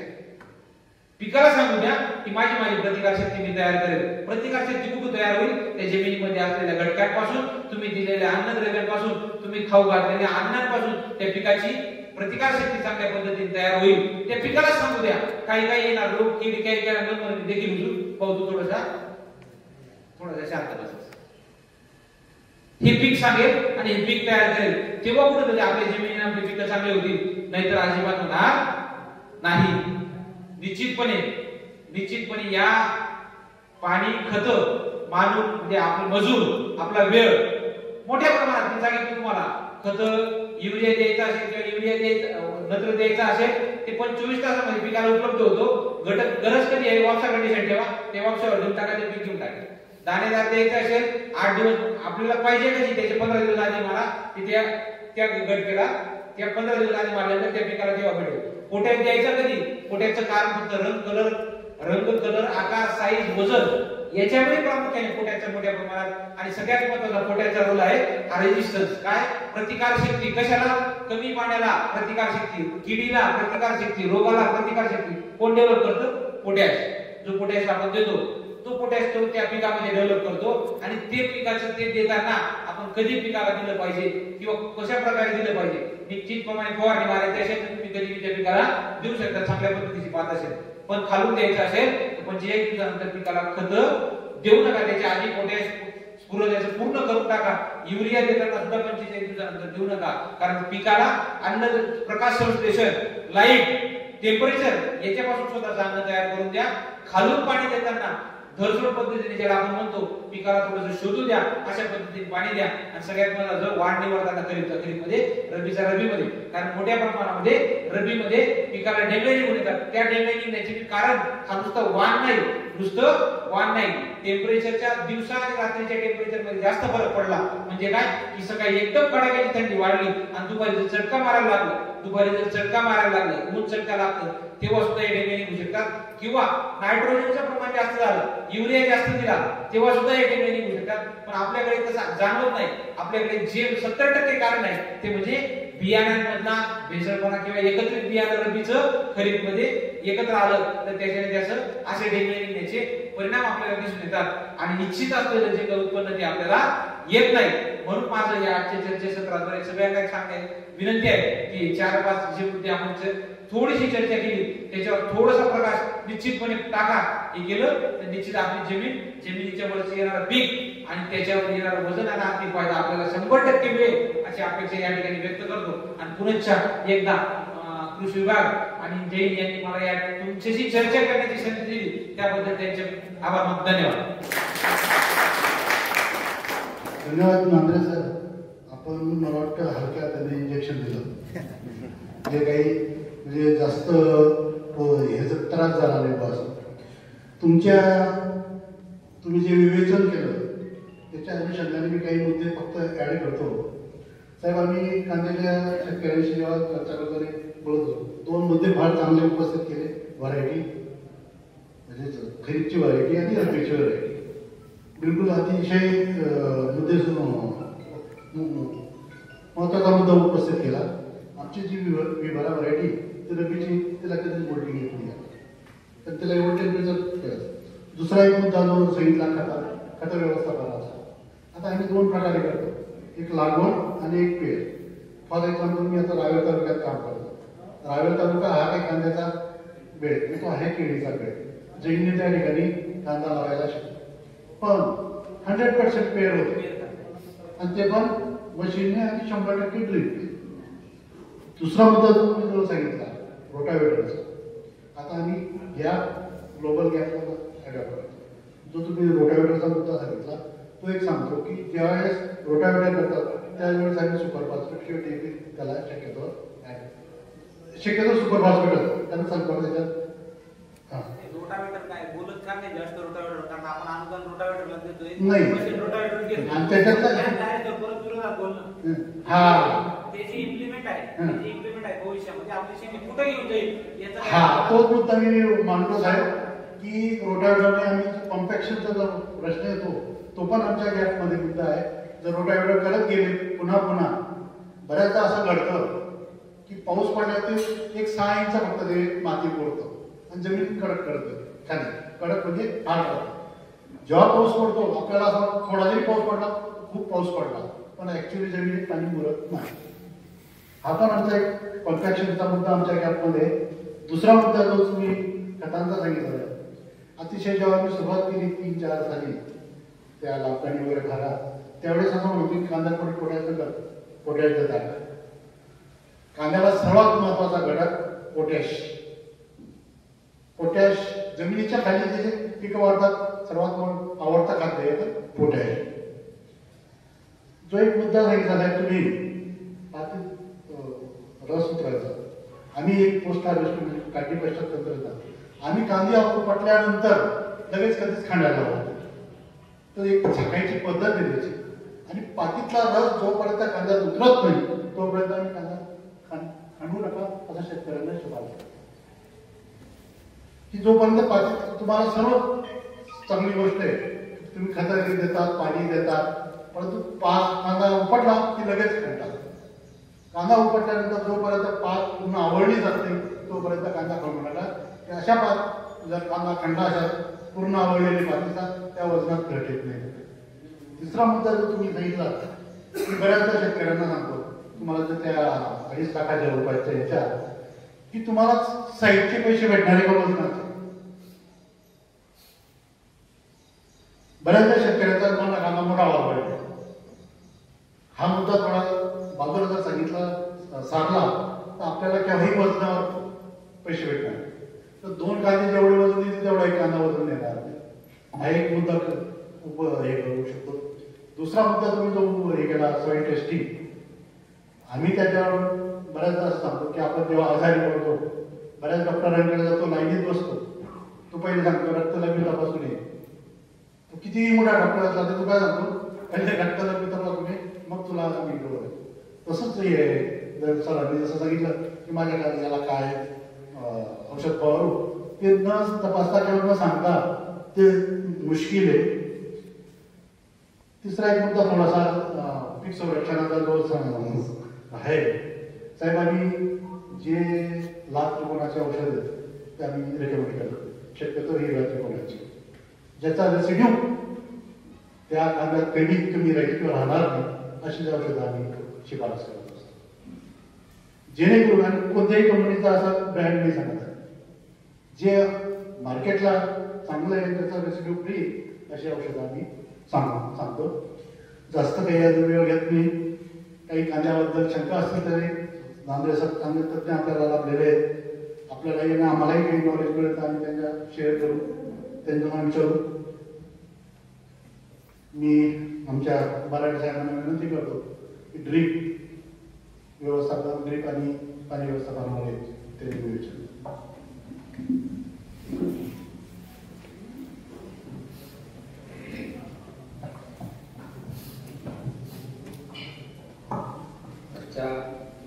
कांदा व भाजीपाला पीक परिसंवादाला आपल्याला लाभलेले आपल्या तालुक्याचे तालुका कृषी अधिकारी आदरणीय सोनवणे सर, दुसरे आपल्याला जे आज आपल्यामध्ये उपस्थित असलेले आपल्या कृषी विज्ञान केंद्राचे श्री ज्यांनी आत्ताच आपल्याला मार्गदर्शन केले नांद्रे सर, कृषी विभागाचे बाकी सर्व अधिकारी वर्ग, व्यासपीठावरील सर्व प्रगतीशील शेतकरी, माझे सहकारी सोळंकी साहेब, श्रीराम पाटील साहेब, आमचे वितरक ज्यांनी हा कार्यक्रम आयोजित केला आपल्यासाठी, तुषार भाऊ आणि दुसरे उपस्थित वितरक बच्चाव साहेब आहेत, दुसाणे साहेब आहेत आणि सर्व माझे उपस्थित सर्व शेतकरी बंधू आणि 2च भगिनी असल्या तरी मी त्यांचे इथे स्वागत करतो. त्या माझ्या भगिनी या सर्वांचं मी या ठिकाणी जय इरिगेशनच्या वतीने आणि आमच्या तुषार भाऊंच्या वतीने स्वागत करतो. शेतकरी मित्रांनो, आत्ताच आपण एक अर्धा तासापासून कांदा लागवडच्या संदर्भात चर्चा करतोय. दोघं ज्यांनी आपल्याला आता मार्गदर्शन केलं, जी चर्चा केली आपल्यासोबत, आमचे पाटील साहेब असतील, नांद्रे सर असतील, दोघांचा उद्देश एकच आहे की आपली उत्पादकता कशी वाढेल. आज जे आपण 10 टन 12 टनावर थांबलेलो आहोत ती आपल्याला, जसं आमच्या पाटील साहेबांनी सांगितलं, आम्ही 27 टनाचा हायएस्ट ॲव्हरेज घेतलेलं आहे.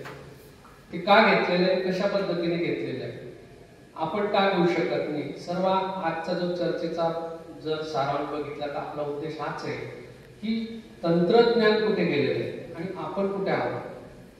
आपण कुठे आहेत, आपण का त्याकडे वळत नाही. सर इतके पोटतिडकीने सांगत होते की तुम्ही हे करा, तुम्ही ते करा, तुम्ही हे चुकताय, सगळं कळतंय आपल्याला, पण आपण वळत नाही त्या बाजूला. जर आपल्याला पुढच्या भविष्यामध्ये जी मार्केटमध्ये कॉम्पिटिशन आज सुरू आहे, आपण येऊन बाजाराच्या भावात थांबतो, उत्पादनावर जात नाही.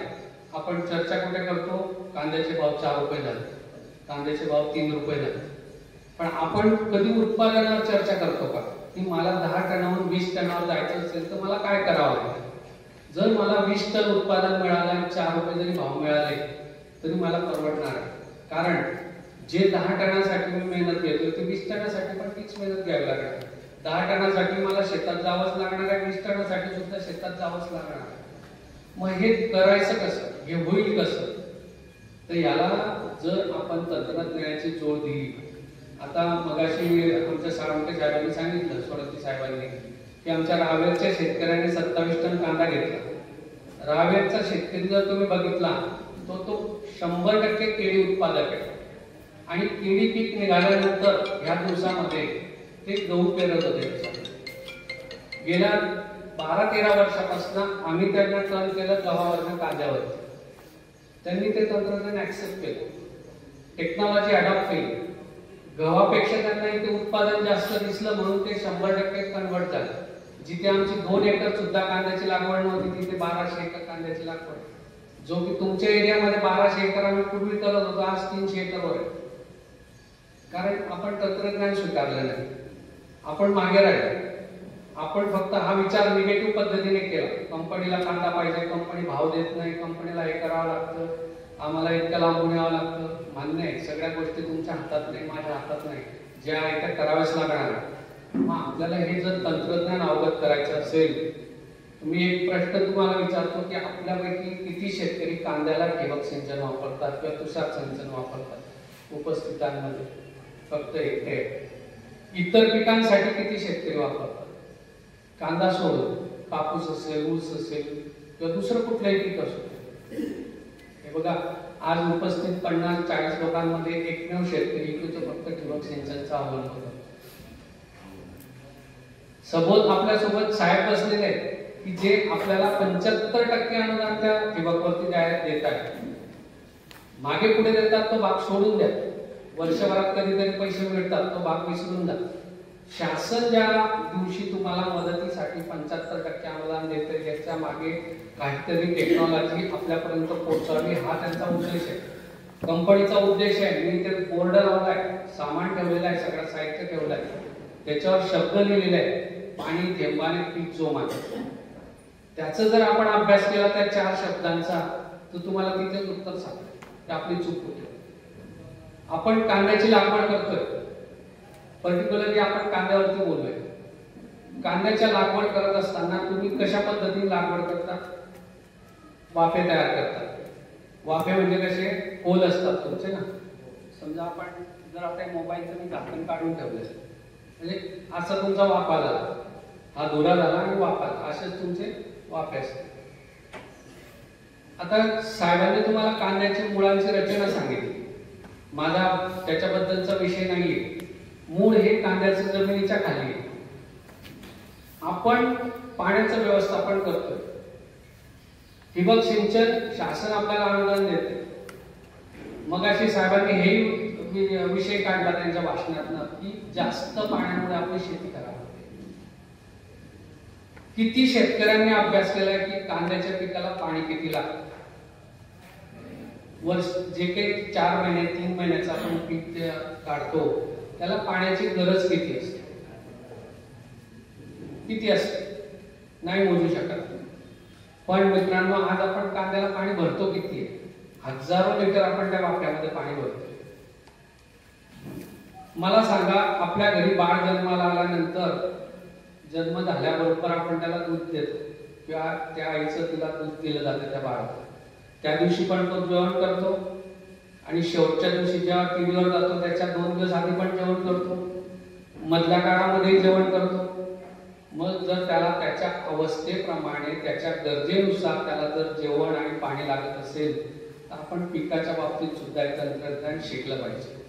कांदा असू दे, केळी असू दे, ऊस असू दे, की त्याच्या लागवडीपासून तर हार्वेस्टिंग पर्यंत त्याच्या पाण्याच्या अवस्था काय, त्याच्या पाण्याच्या मागणी काय, त्याची अवस्थेनुसार त्याची पाण्याची गरज काय, त्याच्या अवस्थेनुसार त्याच्या खताची गरज काय, हे जोपर्यंत आपण अभ्यास करत नाही तोपर्यंत आपण उत्पादन हे वाढवू शकत नाही. किती अभ्यास झाले, किती तंत्रज्ञान आलं, किती लोकांनी भाषणं दिले, पण माझं मानसिकता जोपर्यंत मी चेंज करणार नाही तोपर्यंत हे साध्य होणार नाही. मला माहित होतं आज साक्रीला पिंपळनेरला कार्यक्रम आहे, मी सकाळी 6 वाजता जळगावून निघालो. माझी जर मानसिकता नाही राहिली असती तर मी 8 वाजता निघालो असतो, 1 वाजता पोहोचलो असतो. आज आपण काय करतोय की तंत्रज्ञानाला ऍक्सेप्ट करत नाही. ठिबक सिंचन बसवायचं असेल तर मी थोडक्यात, आता ठिबकचे इथे शेतकरी नसल्यामुळे मला प्राथमिक थोडंसं बोलावं लागेल. ठिबक सिंचन बसवताना ठिबकचे एवढे प्रकार तिथे ठेवलेले आहेत, 8-10 प्रकारचे बंडल ठेवलेले आहेत, नळ्यांचे वेगवेगळे साईजेस ठेवलेले आहेत. एवढे आपल्याला गरज आहे का? नांद्रे सरांनी एक मुद्दा काढला की ठिबकच्या अनुदानासाठी तुम्हाला माती पाण्याचा रिपोर्ट लागतो, तुम्ही पैसे देतात ना, 2 कागद घेऊन येतात आणि ते फाईलला चिपकवतात आणि तुमची सबसिडी काढून घेतात. मित्रांनो, खरा मूळ सुरुवात जी आहे ना, ठिबक बसवायचं असेल तर माती पाणी परीक्षण हे मूळ करावं लागतं. आजच्या 38 वर्षापूर्वी जैन इरिगेशनने हे तंत्रज्ञान भारतात आणले. 1985 साली आपण हे तंत्रज्ञान भारतात आणलं आणि आपल्या शेतकऱ्यांना काही ठिकाणी आपण संच बसवून त्यांना प्रात्यक्षिक केलं. आजच्या 30 वर्षापूर्वी जेव्हा आम्ही शेतकऱ्याला सांगायचं जसं आजही तुम्ही करताय, गादी वापा तुमच्या सैव वापामध्ये पाणी भरताय, तसे आमचे केळीचे शेतकरी पाणी भरायचे. ते सांगायचे साहेब नळीवरती केळी येणार आहे का, काही पण सांगतात. नाही आले तर पैसे देसाल का तुम्ही? आम्ही सांगायचे पैसे देईन तुला होते. आज अशी परिस्थिती, केळीचा पीक, ऊसाचा पिकाचे काही शेतकरी ठिबक शिवाय लावत नाही. ते आज MM च्या भाषेवरती बोलायला लागले. आपल्यापर्यंत MM हा शब्द फार लांब आहे. किती मिलीमीटर पाणी मी दिलं पाहिजे ह्या भाषेवरती ते आपल्याशी बोलायला लागले. आपण आज लिटरवरच बोलतोय. तर हे तंत्रज्ञान ज्यावेळेस घ्यायचं असेल तर ठिबक बसवताना माती पाणी परीक्षण करण्याचा उद्देश असा असतो की तुमच्या जमिनीचं पोत काय, तुमची जमीन कोणत्या प्रकारातली. आपण सहज म्हणतो माझी जमीन काळी कसदार आहे, माझी जमीन हलकी आहे, माझी जमीन डोंगराळ आहे, माझी जमीन मुरमाड आहे. जरी आपल्याला मनाला वाटत असेल किंवा डोळ्यांनी बघत असले तरी पाण्याचा त्याचा मागचा उद्देश असा असतो की त्या मातीतनं पाण्याचा पर्क्युलेशन रेट किती आहे, त्या जमिनीत पाणी धरून ठेवण्याची क्षमता किती आहे, ती जमीन किती वेळाने वापसा होऊ शकते, हे त्याच्या मागचं पृथक्करण करण्याचा उद्देश असतो की मातीचं पृथक्करण का केलं पाहिजे. हे ठिबकसाठी.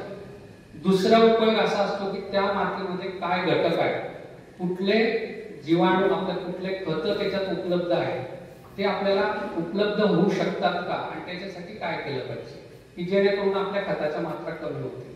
हा दुसरा उद्देश असतो. आणि पाण्याचा उद्देश असा असतो की पाण्यामध्ये तुमच्या क्षारचं पर्सेंटेज किती आहे, इतर घटक किती आहे, हे आपल्याला चेक करायचे असते आणि त्याच्या अनुषंगाने तुम्हाला ठिबक संच बसवायचा असतो. म्हणून त्याच्यासाठी हे शासनाने वर्णन केलेलं आहे की माती पाणी पृथक्करण त्याच्यासाठी केलं पाहिजे. पण आपण त्याच्याकडे जसं साहेबांनी सांगितलं तसं कागद दे आणि चिटकव, तो उपयोग आपण करतो तो चुकीचा आहे. पैसे आपलेच गेलेले आहेत, आपल्याला त्याचा फायदा घ्यायचा नाही. मित्रांनो, ज्यावेळेस आपण ठिबक सिंचन बसवतो तर हा संच बसवताना सुद्धा टेक्नॉलॉजी प्रमाणे जर आपण बसवला, त्याच्यासाठी तुमच्याकडे काय उपलब्ध आहे, किती HP चा पंप आहे, 3 HP, 5 HP, 10 HP, जो काही असेल त्या पंपाची इफिशियन्सी किती आहे, तो एका तासाला पाणी किती देतो. जर तो पंप एका तासाला उदाहरणार्थ आपण घेतलं की 10,000 लिटर पाणी देणार असेल तर मला खाली जो व्हॉल्व बनवायचा आहे शेतातला, ठिबक संच तर बघितला असेल ना सर्वांनी, शेतात पाणी बसवलेले. जर शेतामध्ये मला 1 एकरचा व्हॉल्व केला असेल तर 1 एकर मध्ये त्या लावलेल्या नळ्यांना किती पाणी लागतं हे कॅल्क्युलेशन काढलं जातं आणि त्या हिशोबाने पंपाचा रिचार्ज कमी अधिक असेल तर तो व्हॉल्व छोटा मोठा केला जातो, म्हणजे सेक्शन छोटे मोठे केले जातात. ज्यावेळेस आपण अशा पद्धतीने तो संच बसवाल त्यावेळेस तुम्हाला मोजून मापून जितकं पाणी द्यायचे तितकं आपण आपल्या हातामध्ये कंट्रोल घेऊ शकतो. आता राहिला विषय देण्याचा. ज्यावेळेस आपण संच बसवल्यानंतर पाणी द्यायचं कसं, जसं मी मगाशी बोललो, पिकाची लागवड असेल तर त्याची गरज कमी असेल जशी वाढ अवस्था असेल तर वाढेल, शेवटी काढणीची वेळ असेल तर कमी करावं. मग ह्या अवस्थेमध्ये जर आपल्याला पाणी द्यायचं असेल तर जमीन ही जर आपण कायम वापसा ठेवली, आता वापसा ठेवण्याचा अर्थ काय की जमीन कायम ओलावा पाहिजे, मॉइश्चर पाहिजे, त्याच्यामध्ये पूर्ण पाणी सुद्धा नको पाहिजे.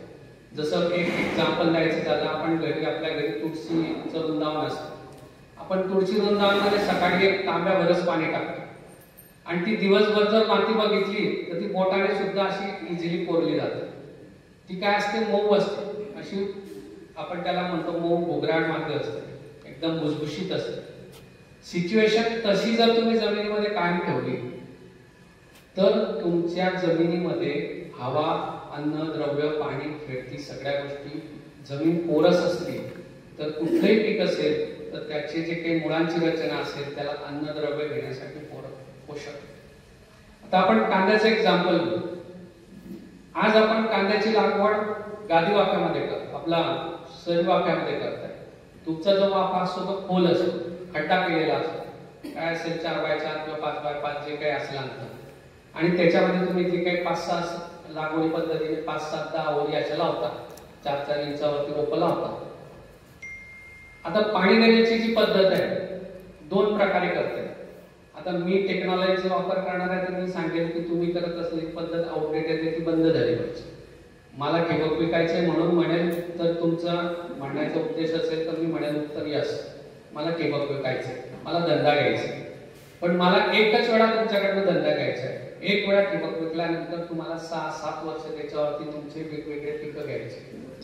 ज्या वेळेस तुम्ही गड्ड्यामध्ये म्हणजे तुमच्या पद्धतीत असा जो वाफा असतो, तुम्ही असे जे काही कांद्याची रोपं इथे लागवड केलेली आहे, पाणी भरताना हा वाफा तुमचा भरला जातो पाण्यात. जो काय असेल 1-2 इंच 3 इंच तुम्ही पाणी त्याच्यावर कुटुंब भरतात, नंतर त्याचं नाकं बंद करतात, दुसऱ्या वापरतात, अशा पद्धतीने भरला जातो. आता मला सांगा, त्या गादी वाफ्यामध्ये पाण्याचं पर्सेंटेज इतक्या जास्त प्रमाणात असेल आणि त्या कांद्याला जर तुम्ही पाण्यात बुडवून ठेवलेलं असेल तर तो कांदा खाईल का? जर मला इथे बसवून ठेवलंय, तुषार भाऊंनी आज जेवणाचं आमंत्रण पण दिलंय पत्रिकेत आणि सांगितलंय खाली ताटं वाढले, इथेच बसून ताटातलं जेवण घ्यायचं, घेणार का तुम्ही? आपल्याला खालीच जावं लागेल ना जेवायला, इथे ताट येणार नाही, ते ऑटोमॅटिक आपल्या घशात जाणार. मग मला सांगा, जर तुम्ही पाण्याचा एवढा वापर करत असाल आणि ते पाणी इतकं भरलेलं असेल तर ते कांद्याचं मूळ असेल ते जमिनीखाली आहे. कुठलंही पीक असेल तर त्याची मुळांची रचना जमिनीच्या खाली आहे. कांद्याचा बल्ब तुमच्या 4 इंचाचा 3 इंचाचा, त्याच्या खाली साहेबांनी सांगितल्याप्रमाणे 8 इंचाच्या मुळा आहेत. म्हणजे जमिनीच्या टॉप पासून कमीत कमी 10 इंचावर तुमच्या खाली अन्नद्रव्य घेणारे मुळा आहेत. पाणी वर भरलंय, मुळा जो पाण्यात बुडलेल्या अक्षरशः ते काहीच करू शकत नाही. 3 दिवस 2 दिवस तुमचं पाणी जोपर्यंत त्या वाफ्यामध्ये तोपर्यंत तुमचा कांदा मृत अवस्थेत आहे. ज्या दिवशी ते पाणी पर्क्युलेशन होऊन खाली निघून जाईल, त्याला बारीक क्रॅक येतील जमिनीला, त्या दिवशी त्याच्यात जे काही शिल्लक असेल ते अन्नद्रव्य शोधण्याच्या त्या मुळा कार्य करतात. त्याच्या आधी जर तुम्ही खत टाकला असेल तर ते पाण्यामध्ये विरघळून ते सुद्धा खाली निघून गेलेलं असेल. म्हणजे तुम्ही जे वरतून युरिया टाकला असेल, पोटॅश टाकला असेल, जे काही टाकलं असेल ते किती तुमच्या पिकाला लागलं असेल ते तुम्ही इमॅजिन करू शकता. जर आपण टाकलेलं खत पाण्यासोबत मुळांच्या रचनेच्या खाली निघून जाणार आहे तर त्या मुळांना मिळणार का?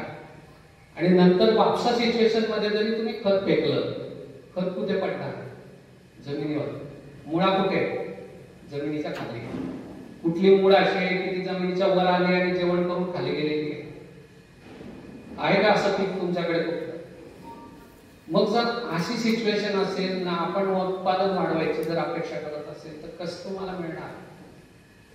आणि हे जर आपल्याला चेंज करायचं असेल तर तुम्ही बनवत असलेला वाफा फक्त उलटा करा, त्याला फक्त उलटा करा, गादी वाफा करा आणि याच्यावरती 2 ठिबकच्या नळ्या. आता तुमच्या मनात प्रश्न आहे, साहेबाला ठिबक विकायचं आहे, कंपनीला फायदा करून द्यायचा आहे म्हणून हा कार्यक्रम घेतलाय, तुझ्या भावाला धंदा करायचा आहे. मित्रांनो, धंदा करायचा हे मूळ उद्देश कंपनीचा आहेच, पण हा तंत्रज्ञान तुमच्यापर्यंत पोहोचवायचा हा सुद्धा आमचा मूळ उद्देश आहे. ज्या वेळेस तुम्ही हा गादी वाफा उलटा केला, तुमच्या वाफ्याला उलटा केला, याला म्हणतात गादी वाफा. ह्या गादी वाफ्यावर जर मी 2 गाड्या टाकल्या, 2 गाड्यांची किंमत, आता आपण थोडं खर्चावर जाऊ. तुमच्या मनात प्रश्न येणं लगेच, साहेब आता ठिबक टाकायचं तर खर्च द्यावा लागेल, कांद्याला तर भाव मिळत नाही. 10 टन कांदा केला 4,000 रुपयाचे भाव मिळाला तर 40,000चा कांदा होता, आणि तुम्ही जर 30,000 रुपये ठिबकलाच टाकावला असं एका एकर, कुठे गाडीत जाईल आमचं? मजुरी 10,000 म्हणजे खाऊन पिऊन बरोबर. तसं नाहीये. आज जरी तुम्हाला शासन अनुदान देत असलं, आपण शासनाच्या नियमानुसार जर ठिबक टाकलं 40-45,000 रुपये एकरी खर्च येतो, त्याला शासन 70% 75% अनुदान देतं. एकरी 10 ते 15,000 आपल्याला ठिबक पडणार.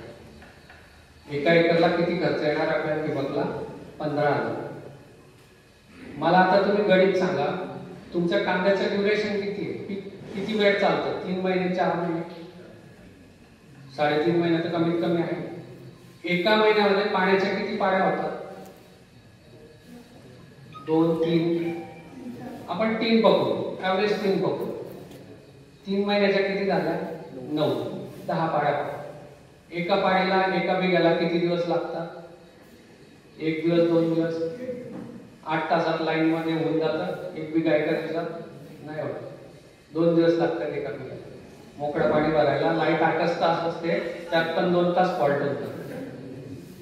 त्याच्यामुळे त्या माणसाचा पगार द्यावाच लागतो फॉल्ट जरी झाला. मग 2 दिवसाची मजुरी किती? 200 रुपये रोज आहे तुमच्याकडे, 300 रुपये, 600 रुपये झाले. एका महिन्याच्या किती पाड्या झाल्या? 3 पाड्या, 1200 म्हणजे 6 दिवस झाले. तुमचं मजूर 2,000 रुपये एका महिन्याला झाले. 3 महिन्याचे किती झाले? 6,000, आणि अजून एक पाडी एक्स्ट्रा करून 7,000. लागवडीचा खर्च किती आहे एकरी? 7-8 रुपये, 10,000. 10,000 रुपये लागवडीचा, 7,000 रुपये पाणी द्यायचं. 17,000 रुपये तुमच्या लागवड आणि पाणी देण्यावर गेले एका पिकाला, एका एकरला. ठिबकचा खर्च किती आला तुम्हाला? 15,000. जर तुम्ही गादी वाफा केला आणि तो पेरणी यंत्राने जर कांदा पेरला तर तुमचे तर 15,000 वाचले, जे तुम्ही ठिबक मध्ये घातले होते. तंत्रज्ञान अवगत केलं तुम्ही. तंत्रज्ञान वापरल्यामुळे जे मगाशी चर्चा झाली की 2 लाख रोपं आपल्याला जर मिळाली, 3 लाख रोपं जर आपल्याला मिळाली, ती शक्य कुठे आहे? गादी वाफा.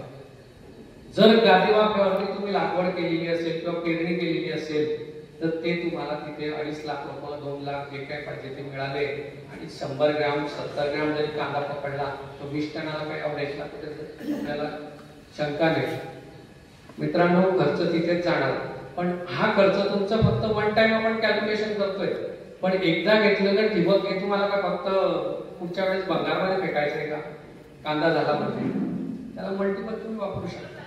पुढे मका असेल, कापूस असेल, ऊस असेल, केळी असेल, व्हेजिटेबलचे पिकं असतील, तुमचे भाजीपाल्याचे काही कारली, दोडकी, वेल लावत असेल त्याला वापरू शकता. म्हणजे ते 15,000 रुपयाचं पीक तुम्ही 5 वर्ष जर वापरलं तर वर्षाला तुम्हाला 3,000 रुपये खर्च ठिबकचा. आणि त्याच्या बदल्यात मजुरी किती टाकताय तुम्ही? एका हंगामाला 8,000 रुपये, 2 हंगामाला 16,000 रुपये. कांद्याचे जर डबल हंगाम घेतला तर 16,000 रुपये. म्हणजे तंत्रज्ञान इतकं सोपं आहे, इतकं स्वस्त आहे, पण आपली मानसिकता काय असते की सुरुवातीला खरेदी करताना खूप पैसा लागतो. ठीक आहे, आपण शासनाने एक विचार केला, अनुदान कमी दिलं, नाही दिलं, आपण स्वस्त बंडल पण काढलेले आता त्याच्यासाठी की जेणेकरून तुमचा खर्च अजून कमी व्हावा. आता हे तंत्रज्ञान वापरायचं का? जैन इरिगेशन बनवते आणि तुम्हाला विकायचे, त्यांना पैसे कमवायचे म्हणून ते पण म्हणू शकतो तुम्ही यस. पण दुसरा त्याचा जर उद्देश बघितला, कंदवर्गीय पीक आहे तुमचं, जर आपण गादी वाफा केलेला असेल, गादी वाफ्याची उंची जर आपण 7 ते 8 इंच ठेवली असेल कमीत कमी म्हणतो, 2 सरी मधलं अंतर जर नागराच्या फाडणे आपण केलं असेल तर गादी वाफा तुमचा 8 ते 10 इंच उंच होणार. आणि त्या गादी वाफ्यामध्ये जर तुम्ही कांद्याची लागवड केली असेल, रोपाची असेल किंवा पेरणी केली असेल तर कांद्याचे जे रूट आहे, तुमचा जो बॉल आहे तो त्या गादी वाफ्यामध्ये असणार. यदा कदाचित तुमच्याकडनं संच 1 तासाच्या ऐवजी 2 तास पाणी दिलं गेलं तर गादी वाफ्यामध्ये जे काही पाणी जास्तीचं दिलंय ते बाजूच्या सरीमध्ये निघून जाईल. म्हणजे आज दिलेलं जर सकाळी पाणी असेल तर दुपारी 3-4 वाजेपर्यंत ते पाणी सुद्धा बाकीचं निघून जाईल. गादी वाफा तुमचा अगदी हलका, जसं आपण घरी ब्रेड आणतो त्या टाईप मध्ये तुम्हाला स्पंजी टाईप मध्ये दिसेल. पाय ठेवला तरी तो दबेल असा गादी वाफा, इतका स्पंजी होत आहे. आणि ज्या वेळेस तुमची जमीन ही भुसभुशीत असेल, मऊ असेल, मॉइश्चर असेल तिथे आणि पोकळी असेल जमिनीमध्ये, हवा खेळती असेल तर कंदवर्गीय पीक वाढायला फार लवकर वेळ लागत नाही, फास्ट वाढतं.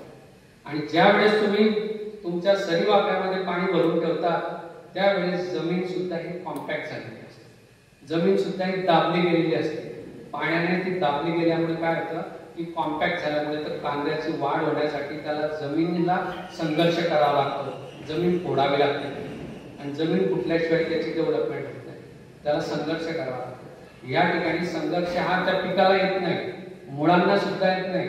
कारण जमिनीला जेव्हा तुम्ही पाण्याची रचना केलेली पाणी देण्यासाठी ठिबकची, तर पाणी हे ठिबकमधनं गेल्यामुळे मुळांना अलगद मिळतं, पाण्यासोबत खत सुद्धा मिळतं.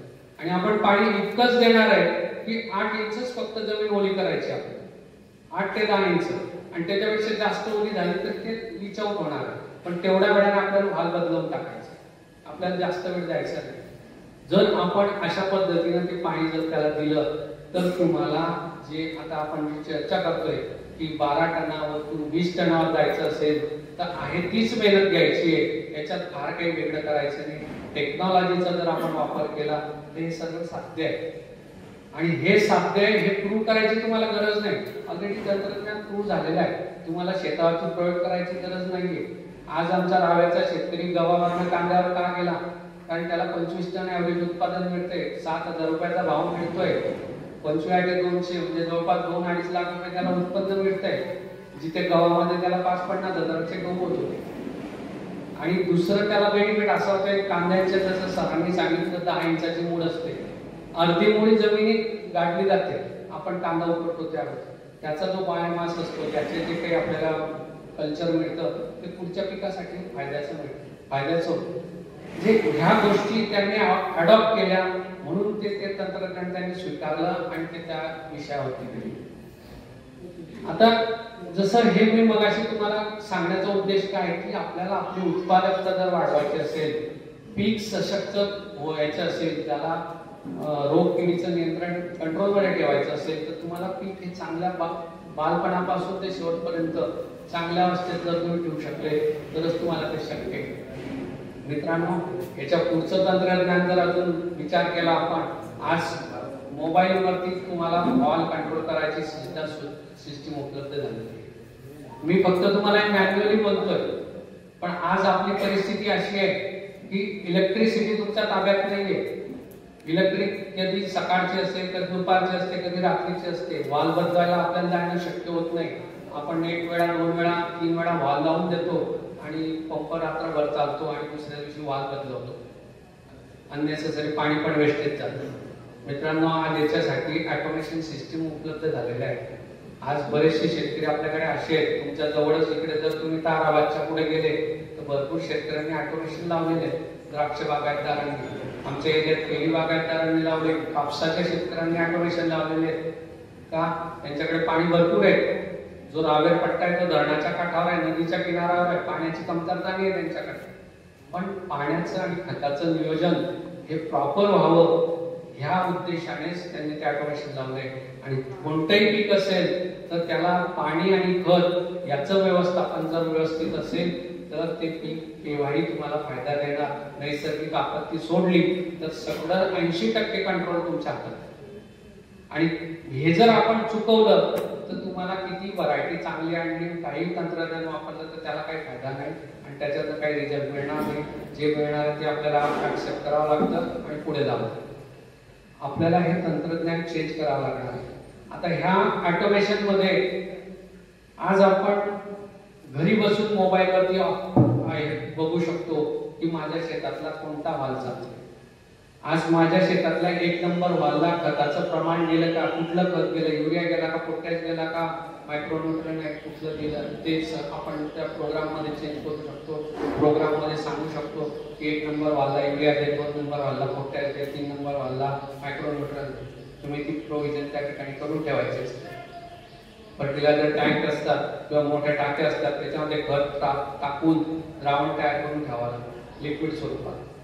पाणी दिल्यानंतर शेवटचे 15 मिनिटं खत दिलं ठिबकद्वारे आणि लगेच पंप बंद केला किंवा तो वाल्व चेंज केला तर तुमचं जे खताचं पर्सेंटेज आहे पाण्यासोबत गेलेलं ते मुळांच्या कार्यक्षेत्रात थांबून जातं. आणि ते मुळांच्या कार्यक्षेत्रात थांबल्यामुळे जे काही खत गेलंय त्याची इफिशियन्सी तुम्हाला जे वर खत फेकलेलं आहे त्याच्यापेक्षा नक्कीच जास्त मिळते. वर खत फेकून आपल्याला 30-40% लागवडीला पिकाला मिळतं आणि जे पाण्यासोबत दिलेलं खत आहे ते 70 ते 80% लागवड. म्हणजे खताच्या मात्रा सुद्धा तुमच्या कमी झाल्या. जे तुम्हाला 10,000चं खत लागणार आहे ते 7,000 म्हणजे आपली प्रोडक्शन कॉस्ट सुद्धा त्याच्यामध्ये सेव्हिंग होते. फक्त काय केलं आपण टेक्नॉलॉजीचं अडॉप्शन.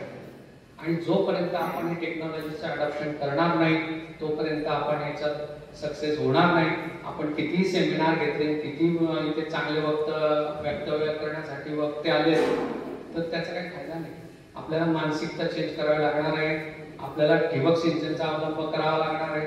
तुषार सिंचन काही शेतकरी कांद्याला स्प्रिंकलर इरिगेशन वापरू शकतो. जे ओव्हरहेड स्प्रिंकलर असतात जे 1 मीटर हाईटचे असतात ते स्प्रिंकलर ते आपण वापरू शकतात. परंतु काही शेतकरी रेन पाईप वापरण्याचा प्रयत्न करतात. जे छोटे पाईप येतात ते रेन पाईप म्हणतो आपण त्याला, ते वापरण्याचा प्रयत्न करतात. रेन पाईप हे फक्त तुम्हाला उगवण करण्यापुरता चांगल्या पद्धतीने काम करू शकतात. पण एकदा पिकांची उंची वाढली की त्या जवळच्या ज्या पाण्याच्या धारा आहेत त्या तिथे जास्त जवळ पडतात कारण त्यांना ते आपले पीक आडवे येतात. त्याच्यामुळे मग त्या जवळच्या पिकं छोटे होऊन म्हणजे पाण्याची दलदल तयार होते. लांबच्या पिकांना पाणी कमी जास्त होऊन जातं. आणि स्प्रिंकलर इरिगेशन मध्ये पाणी देताना फार काटाक्षाने आपल्याला लक्ष देऊन करावं लागतं. कारण ज्यावेळेस तुम्ही स्प्रिंकलर इरिगेशनने पाणी देतात त्यावेळेस पाण्याचं पर्सेंटेज पूर्ण शेतावरती पडत असतं. आणि ज्यावेळेस आपण शेतावर पाणी पूर्ण फवारतो त्यावेळेस आपल्याला अभ्यास करावा लागतो की जमिनीत ओलावा किती झाला आणि तो ओलावा कंटिन्युएशन ठेवण्यासाठी आपल्याला स्प्रिंकलर इरिगेशन त्या अवस्थेत त्या पद्धतीने चालवावे लागतात. त्याच्यामध्ये इव्हॅपोरेशन लॉसेस पण होतात. विंड वेलॉसिटी जर हवेचा वेग असेल तर थोडं पाणी इकडे तिकडे फिरतं. म्हणून स्प्रिंकलर इरिगेशन वापरताना पाणी देताना थोडी काळजी घ्यावी.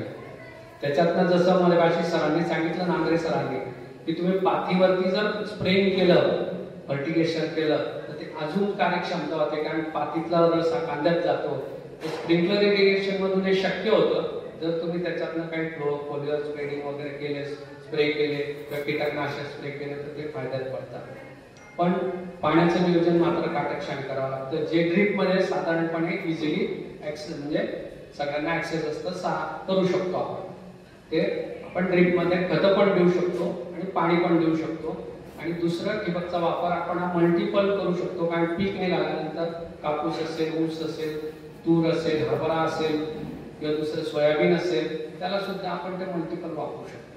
तर मित्रांनो, आजच्या कार्यक्रमात बोलण्यासारखं खूप आहे. पाण्याच्या व्यवस्थापनावर जर बोलायला गेलं तर दिवस अपूर्ण पडेल. कारण एक एक प्रॉडक्ट बद्दल जर माहिती द्यायची म्हटली फिल्टर पासून तर शेवटच्या एंड कॅप पर्यंत तर वेळ खूप लागणार आहे. पण एवढंच मी तुम्हाला आज सांगेन की मला थोडी खंत आहे की आपण जळगावपासून इतक्या जवळ असून आपण पाण्याच्या बाबतीत एवढं गांभीर्याने अजूनही लक्ष देत नाही. पाणी व्यवस्थापनावर आमचे आदरणीय चेअरमन आज आपल्यात नाहीये, त्यांनी आजच्या 40 वर्षापूर्वी याच्यावर अभ्यास केला आणि 40 वर्षापूर्वी तर आपल्याकडे इतकं पाणी होतं की आपल्याला त्या अजून त्या पिरियडला 40 वर्षापूर्वी जे आज आपल्या घरात वयस्कर माणसं असेल त्यांनी सुद्धा विचार केला नसेल की आपल्याला पुढे असं ड्रीप करावं लागेल. हे त्यांनी 40 वर्षापूर्वी निदान केलं आणि ती संकल्पना आज राबवली आणि बरेच शेतकरी त्याचा फायदा घेत आहेत. परंतु आपल्या एरियात त्याचा अवेअरनेस अजूनही नाहीये. तर मी तुम्हाला सर्वांना विनंती करेन, तुम्ही असतील, तुमचे मित्रमंडळी असेल, सर्वांना सांगा की ठिबक सिंचनचा अवलंब करा, पाण्याचं नियोजन करा. कुठलंही पीक असेल तर पाणी आणि खत हे 2 व्यवस्थापन जर प्रॉपर असेल तरच तुम्हाला फायदा मिळू शकतो. अदरवाईज फायदा मिळणार नाही. जर माणसाला व्यवस्थित आहार नाही दिला दिवसभरात तो सुद्धा 8 दिवसांनी थकून जाईल, तो सुद्धा फिरू शकणार नाही. सण परिस्थिती पिकाची पण आहे. तर मित्रांनो, आज तुम्हाला आजच्या या कार्यक्रमातून एवढंच मी सांगू शकतो, तंत्रज्ञानाचा वापर करा आणि आपल्या प्रगतीकडे आपण जाऊया. आपल्या उत्पादकता कशी वाढेल याच्यावरती आपण जास्त चर्चा करावी. याच्या पुढच्या काळात रेट मार्केट इथं मिळणार आहे, जे होणार आहे ते होणारच आहे. पण तू आपल्या हातात एवढंच आहे की माझं उत्पादन डबल कसं होईल आणि त्याच्यासाठी मला काय करायला पाहिजे, याच्यावरती जर आपण अभ्यास केला, त्याच्या संदर्भात जर YouTube असेल किंवा कुठले माध्यम असेल, इलेक्ट्रॉनिक्स मीडिया असेल, त्याच्यामार्फत जर आपण याची माहिती घेतली तर नक्कीच आपल्याला फायदा होईल. येणाऱ्या हंगामात आपल्याला भरभरीत उत्पादन यावं एवढ्या मी शुभेच्छा देतो आणि थांबतो. धन्यवाद बराटे साहेब. यानंतर राजेंद्र शिरवाडकर आपले ड्रीपचे अनुभव 2 मिनिटात प्रयत्न करतील. त्यांना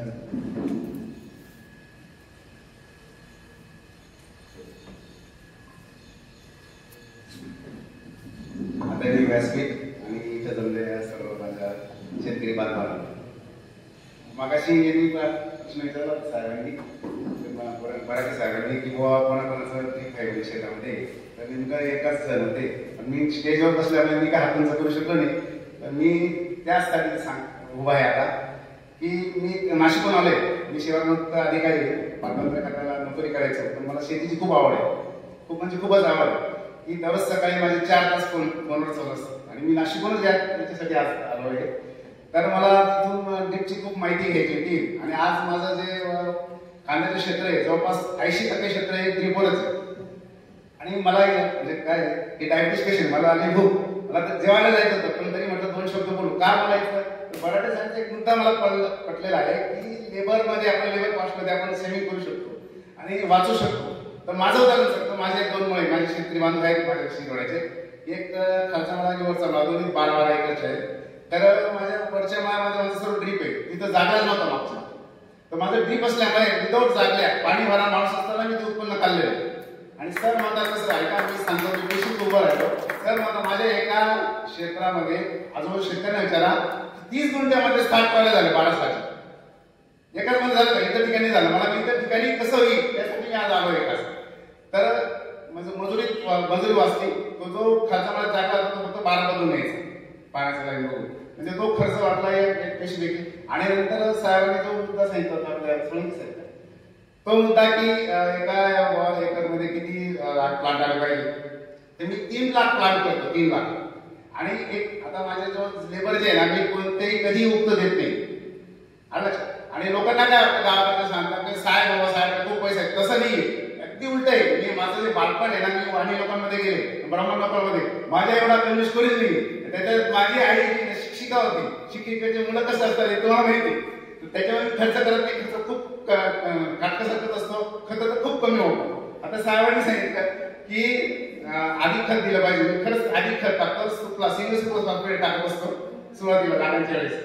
तर याच्यात मी वेगवेगळ्या साहेबांची किंवा शेतकऱ्यांशी संवाद साधत असतो. जेव्हा मी नाशिकवर येतो, जेव्हा एकदम गरीब शेतकरी होतो, मी श्रीमंत शेतकऱ्याकडे जात नाही, तो करत होता. म्हटलं का साहेब शेतकरी भाऊ तुम्ही काय टाकतात, नाही म्हणे मी सूर्यफूलची सिंगल सुपर 2 बॅगा टाकतो म्हणजे नंतर काहीच टाकत नाही.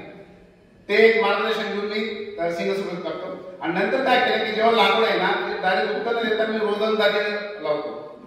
1 फूट बाय 1 फूटचं मी करून देतो त्यांना.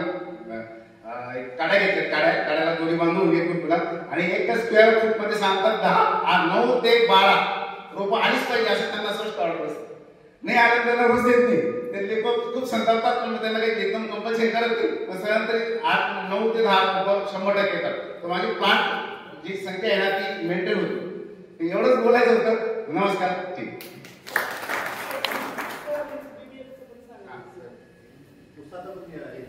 आणि सगळ्यात महत्त्वाचं अजून सरांचं अभिनंदन. हा एक मिनिट.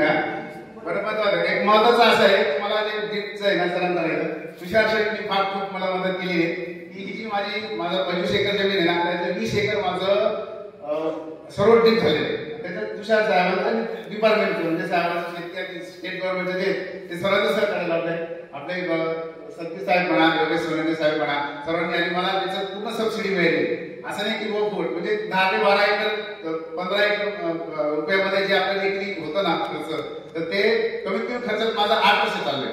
आणि काही इनलाईन पण आहे, काही रेड बोर्डर पण आहे. आणि नंतर मग या मार्गदर्शन आम्ही बीबीएफ टेक्नॉलॉजी आपल्या साहेबांचं मार्गदर्शन सोनवणे साहेब मागे लागून मी बीबीएफचे यंत्र पण घेतलंय.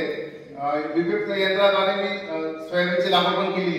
साहेबांना मग अशी फोटो दाखवले मी इतके प्लांट आता आपण बघतो की यवतमाळ किंवा परभणीकडे की शेंगा झालेली, माझ्या शेंगा आज पण शेंगा उभा आहे माझ्या, बघून येऊ शकता की 150 ते 200 कमी शेंगा आहे आणि एवढं झाड वाढलंय. हे इथे एवढं पर्यंत वाढलंय, बहुत जास्त झालं म्हणजे एवढं वाढायला नको ते, तरी सरासरी 150-200 आहे.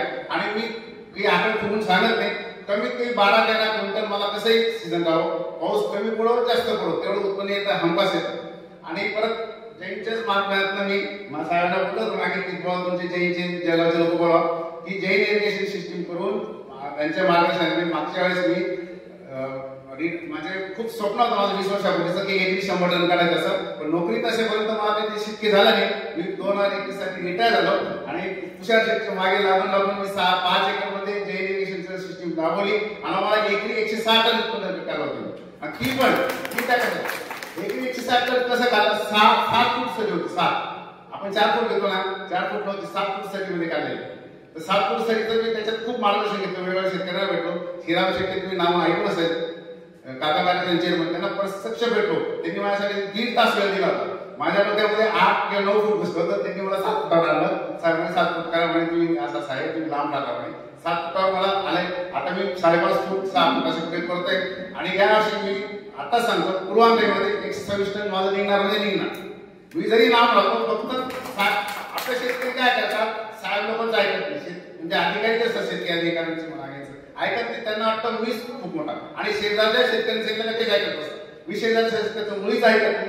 साहेबांनी जे सांगितलं त्याचं चांगलं घेण्याचा प्रयत्न करतो आणि त्याच्यात माझं समाधान नाही झालं तर वरिष्ठांना विचारतो. धन्यवाद.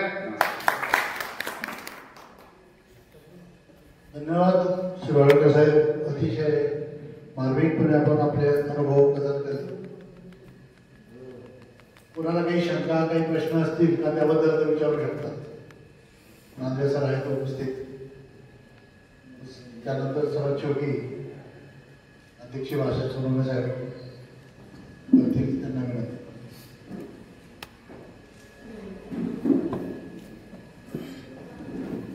नमस्कार मंडळी, भूक लागली असेल, शेवटचं भाषण आहे. तर माझ्या व्यासपीठावरील माझे मित्र आणि शास्त्रज्ञ आणि केविकेचे समन्वयक ते आले, मी त्यांचे आभारी आहे. मला वाटलं काही येणार नाही, पण आले. त्यांनी सकाळी नाही सांगितलं होतं, त्याच्यामुळे त्यांचं पहिलं नाव घेतलं. तसेच माझे जे जैन इरिगेशनचे विभागीय व्यवस्थापक बराटे सर, तसेच सदगीर साहेब, पुन्हा शिरवाडकर साहेब, तसेच इतर अधिकारी आपले पाटील साहेब, श्रीराम पाटील साहेब, साळुंके साहेब, आणि माझे कर्मचारी आणि बंधू भगिनी, आणि तसेच माझे लाडके शेतकरी बंधू. आता आपण चर्चात्मक घेऊ, कारण कांदा आणि भाजीपाला ही जी आहे ते चर्चात्मक परिसंवाद आहे असं म्हणून. तर असे किती शेतकरी आहेत की बुवा कांदा हा कायम लावतात, आणि असे किती शेतकरी आहेत की भाव वाढला तेव्हाच कांदा लावतात. असे किती शेतकरी आहेत की कांदा कंटिन्यू लावतात, आणि असे किती आहेत की भाव आला कांदा लावतात, नाही का. तर माझा वडिलांचा असा अनुभव होता, कांद्याला भाव आला का लावायची. काय होत असेल बरं, काय फ्लॉप जायची. मी लहान होतो तेव्हा बघायचो, आणि मग मला नंतर जेव्हा मी शिकत गेलो नंतर मला लक्षात आलं कांदा हा काय सट्टा आहे. सट्टा एक तर ज्याने एकदम डोकं लावून खेळायचा, एक तर मग काहीच डोकं नाही लावायचं, दरवर्षीला कांदा लावायचा, 3 वर्षानंतर 1 वर्ष आपल्याला त्याचा फायदा होतोच. आहे की नाही, असंच आहे ना.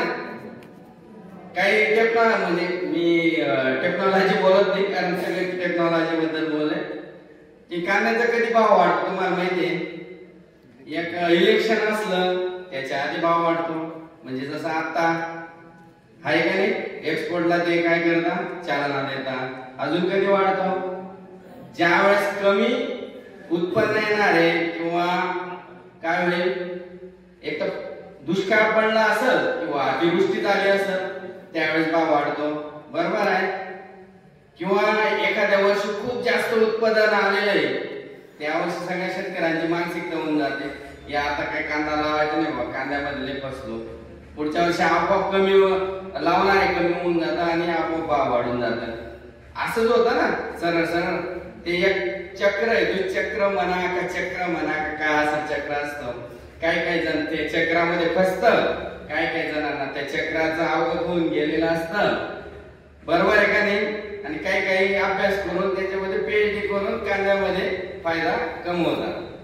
असा हा कांदा आहे. म्हणजे कांदा माझ्या मते तरी मी सट्टा समजतो, ज्याला समजलं त्याला कळतं, बरोबर आहे.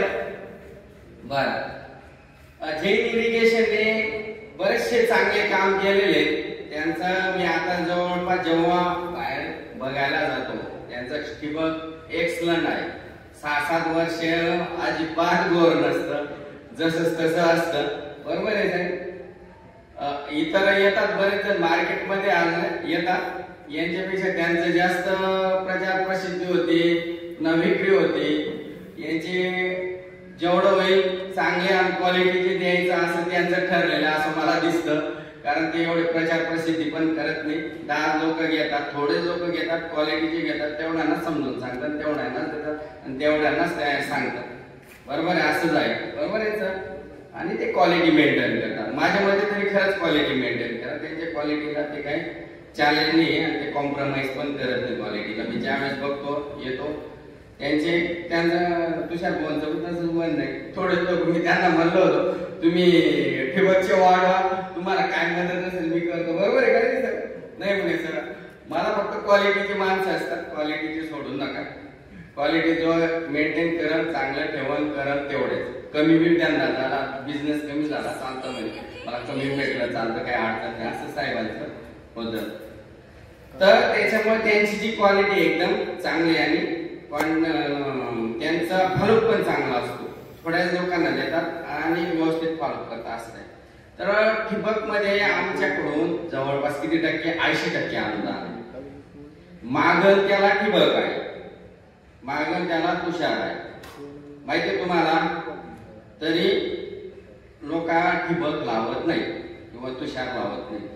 माझा अजून असा एक बऱ्याच जणांचा गैरसमज आहे, मला पण तो आवडत नाही किंवा मला आता कळाला.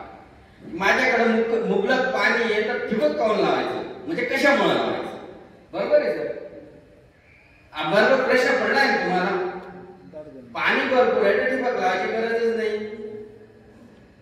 ज्यांनी थोडं व्यवस्थित यांचं ऐकलं असेल त्यांना कळालं असेल, बरोबर बराटे साहेब. तर पाणी जरी भरपूर असलं जर ठिबक लावलं, हा अजून एक माझा हा प्रश्न आहे की तुम्ही खत आणि पाणी कोणाला देतात, जमिनीला देतात ना, कोणाला देतात, कोणाला देतात, हा पिकाला देतात. मग तुम्ही जमिनीला फेकून देता, तिकडे टाका, हे करता, मग पिकाला देता तर पिकाचं जे ठिकाणी मूळ आहे त्याच ठिकाणी तुम्ही द्यायला पाहिजे. मग इतर ठिकाणी का देतात. पिकाची जागा किती घेते, एक पीक आहे जागा किती असते, 100 स्क्वेअर सेंटीमीटर असत, त्याच्यापैकी पीक किती स्क्वेअर सेंटीमीटर मध्ये असत, 1 किंवा 2 असत. मग बाकीचे 98-99% इतरत्र फेकता, म्हणजे ते तणाला जातं का नाही, मग तण वाढतं का नाही. साहेबांनी नांदेड साहेबांनी सांगितल्यामुळे जमीन कशी खराब झाली ते पण आपण ऐकलं का नाही. मग तुम्ही पिकाला जर द्यायचं असेल तर मग पाणी डायरेक्ट सैराट कसं सोडता. मग तुमच्याकडे शिल्लक पाणी म्हणून ठिबक लावायचं नाही असा कन्सेप्ट चुकीचा आहे. आलं लक्षात का चुकीचा आहे की आपल्याला जेवढं आवश्यक आहे तेवढंच जर भेटलं तर काय होतं, माणसाची असेल किंवा पिकाची असेल चांगली व्यवस्थित बॉडी असते, ग्रोथ होते, व्यवस्थित राहतो. आणि जास्त शिल्लकच जर दिलं काय होतं, खाऊन तो अळशी होऊन जातो, जाड होऊन जातो, वेगवेगळे आजार लागून जातात, तो काही जास्त दिवस जगत नाही. त्याच्यामुळं पिकाला जेवढं आवश्यक आहे तेवढंच कोणा कशा थ्रू देता येईल तर ठिबक द्यायला जाते. म्हणून माझ्याकडे 24 तास जरी विहीर असेल म्हणून मी ठिबक लावणार नाही, हा माझ्या मते कन्सेप्ट चुकीचा आहे. बरोबर आहे सर, बरोबर आहे ना. आणि जे खत आहे, खत कोणाला देतो, पिकाला देतो. मग पिकाला जर खत द्यायचं असेल तर आपण ठिबकद्वारे खत देणं योग्य आहे. डायरेक्ट फेकून देणं काही योग्य नाही. फेकून दिले म्हणजे तुमचा 80-90% फेकतानाच तो दुसरीकडे वाया गेलेला असतो आणि तो काय तुम्हाला उपयोगात येत नाही. म्हणून तुम्हाला ठिबक लावणं किंवा तुषार लावणं काय असेल तर तुम्हाला जरुरीचं आहे. म्हणून डोक्याचा कन्सेप्ट काढून टाका. माझी 24 तास विहीर आहे, माझं बी कन्सेप्ट होता तुमच्यासारखा 24 तास विहीर आहे, पाणी आहे, कशाला ठिबक लावायचा, कशाला 20-30 हजार रुपये खर्च करायचा. परंतु जर ठिबक लावलंय तर त्याची जी तर एअरेशन म्हणजे खाली हवा खेळती राहते मुळांमध्ये, त्याच्यामुळे त्याची ग्रोथ आणि हे सगळं चांगलं व्यवस्थित वाढ होते, त्यांना अन्न पुरवठा व्यवस्थित होतो आणि दुसरे पिकं जे तण येते ते कॉम्पिटिशन करत नाही. त्याच्यामुळे त्याचं उत्पादन ठिबकद्वारे काढलेले 1.5 ते 2 पटीनं जास्तच येतं. हा माझा ठिबक विषयी सांगणं आहे. झालं. त्याला तुम्हाला 80% अनुदान आहे, 55% स्टेट कडून आहे आणि 55 ते 45 उरलेले 35% ते काय सेंट्रल कडून अनुदान असतं. यावर्षी लाडकी बहीणमुळे काही जणांना अनुदान पडलेलं असतं, ते अपवाद आहे. पुढच्या वर्षापासून पुन्हा रेग्युलर होऊन जाईल. हे ठिबकचे तुम्हाला आमच्याकडून पाईप लाईनला आणि मोटरीला पण अनुदान आहे. मोटरीला जवळपास 10,000 रुपये एका मोटरीला अनुदान असतं. महाडीबीद्वारे ऑनलाईन करायचं आणि पाईपाला पण तुम्हाला जवळपास 15,000 रुपये अनुदान असतं. तर जवळपास 50 पाईपासाठी अनुदान असतं. हे आमच्या पाईपसाठी आणि ठिबकसाठी अनुदान आहे. बाकी बऱ्याचशा योजना आहेत. शेततळ्याला तुम्हाला 75,000 रुपये अनुदान आहे खोदकामासाठी. पुन्हा अस्तरीकरण आहे त्याला अनुदान आहे. सामूहिक शेततळे असतात त्याला 3,29,000 रुपये अनुदान आहे. असे अनुदान आहे. तसेच बरेच जण फळबाग आहे. सर तुषार साहेब तर केळी लावली सर, तर ज्यांनी केळी लावलेलं असेल MRGS मध्ये केळीला आता पहिलंच वर्ष असेल की केळीला अनुदान घेता येतं. जवळपास फळबागला एका हेक्टरला 2 लाखाच्या जवळपास अनुदान आहे आणि बांबू असेल तर डायरेक्ट 7 लाख रुपये अनुदान आहे. तर माझं असं म्हणणं आहे की ज्यांनी फळबाग लागवड करायचं असेल तर 100% अनुदान आहे त्याला. MRGS मधून पण आहे आणि भाऊसाहेब कुंडकर मधून पण आहे. अनुदान पण तुम्हीच घ्यायचं, फळबाग तुम्हीच लावायची, त्याचे आलेले आंबे असं काय असेल ते तुम्हीच खायचे, सगळं तुम्हीच घ्यायचं, आम्हाला काय द्यायची गरज नाही. म्हणून फळबाग जर लावलं काय होतं, तुमचं स्वास्थ्य बी चांगलं राहतं, ऑक्सिजनचं प्रमाण पण चांगलं वाढतं. त्याच्यामुळे सगळ्यांनी फळबाग लावा अशी माझी नम्र विनंती आहे. धन्यवाद बराड साहेब. या ठिकाणी पोटावळे साहेब नाशिकहून आले, त्यांचं YouTube चॅनल ते सुरुवातीपासून रेकॉर्डिंग चालू आहे. त्यांचं आव्हान आहे किंवा आपल्या YouTube चॅनलला सबस्क्राईब करून पाहायचं. अध्यक्षांच्या परवानगीने कार्यक्रम संपला असा जाईल. सर्वांचे आभार मानून व्यासपीठावरील मान्यवरांचं सर्वात महत्त्वाचे म्हणजे उपस्थित शेतकरी बांधवांचा आभार मानून अध्यक्षांच्या परवानगीने कार्यक्रम संपला असं जाईल. सर्वांनी जेवण करून जावं.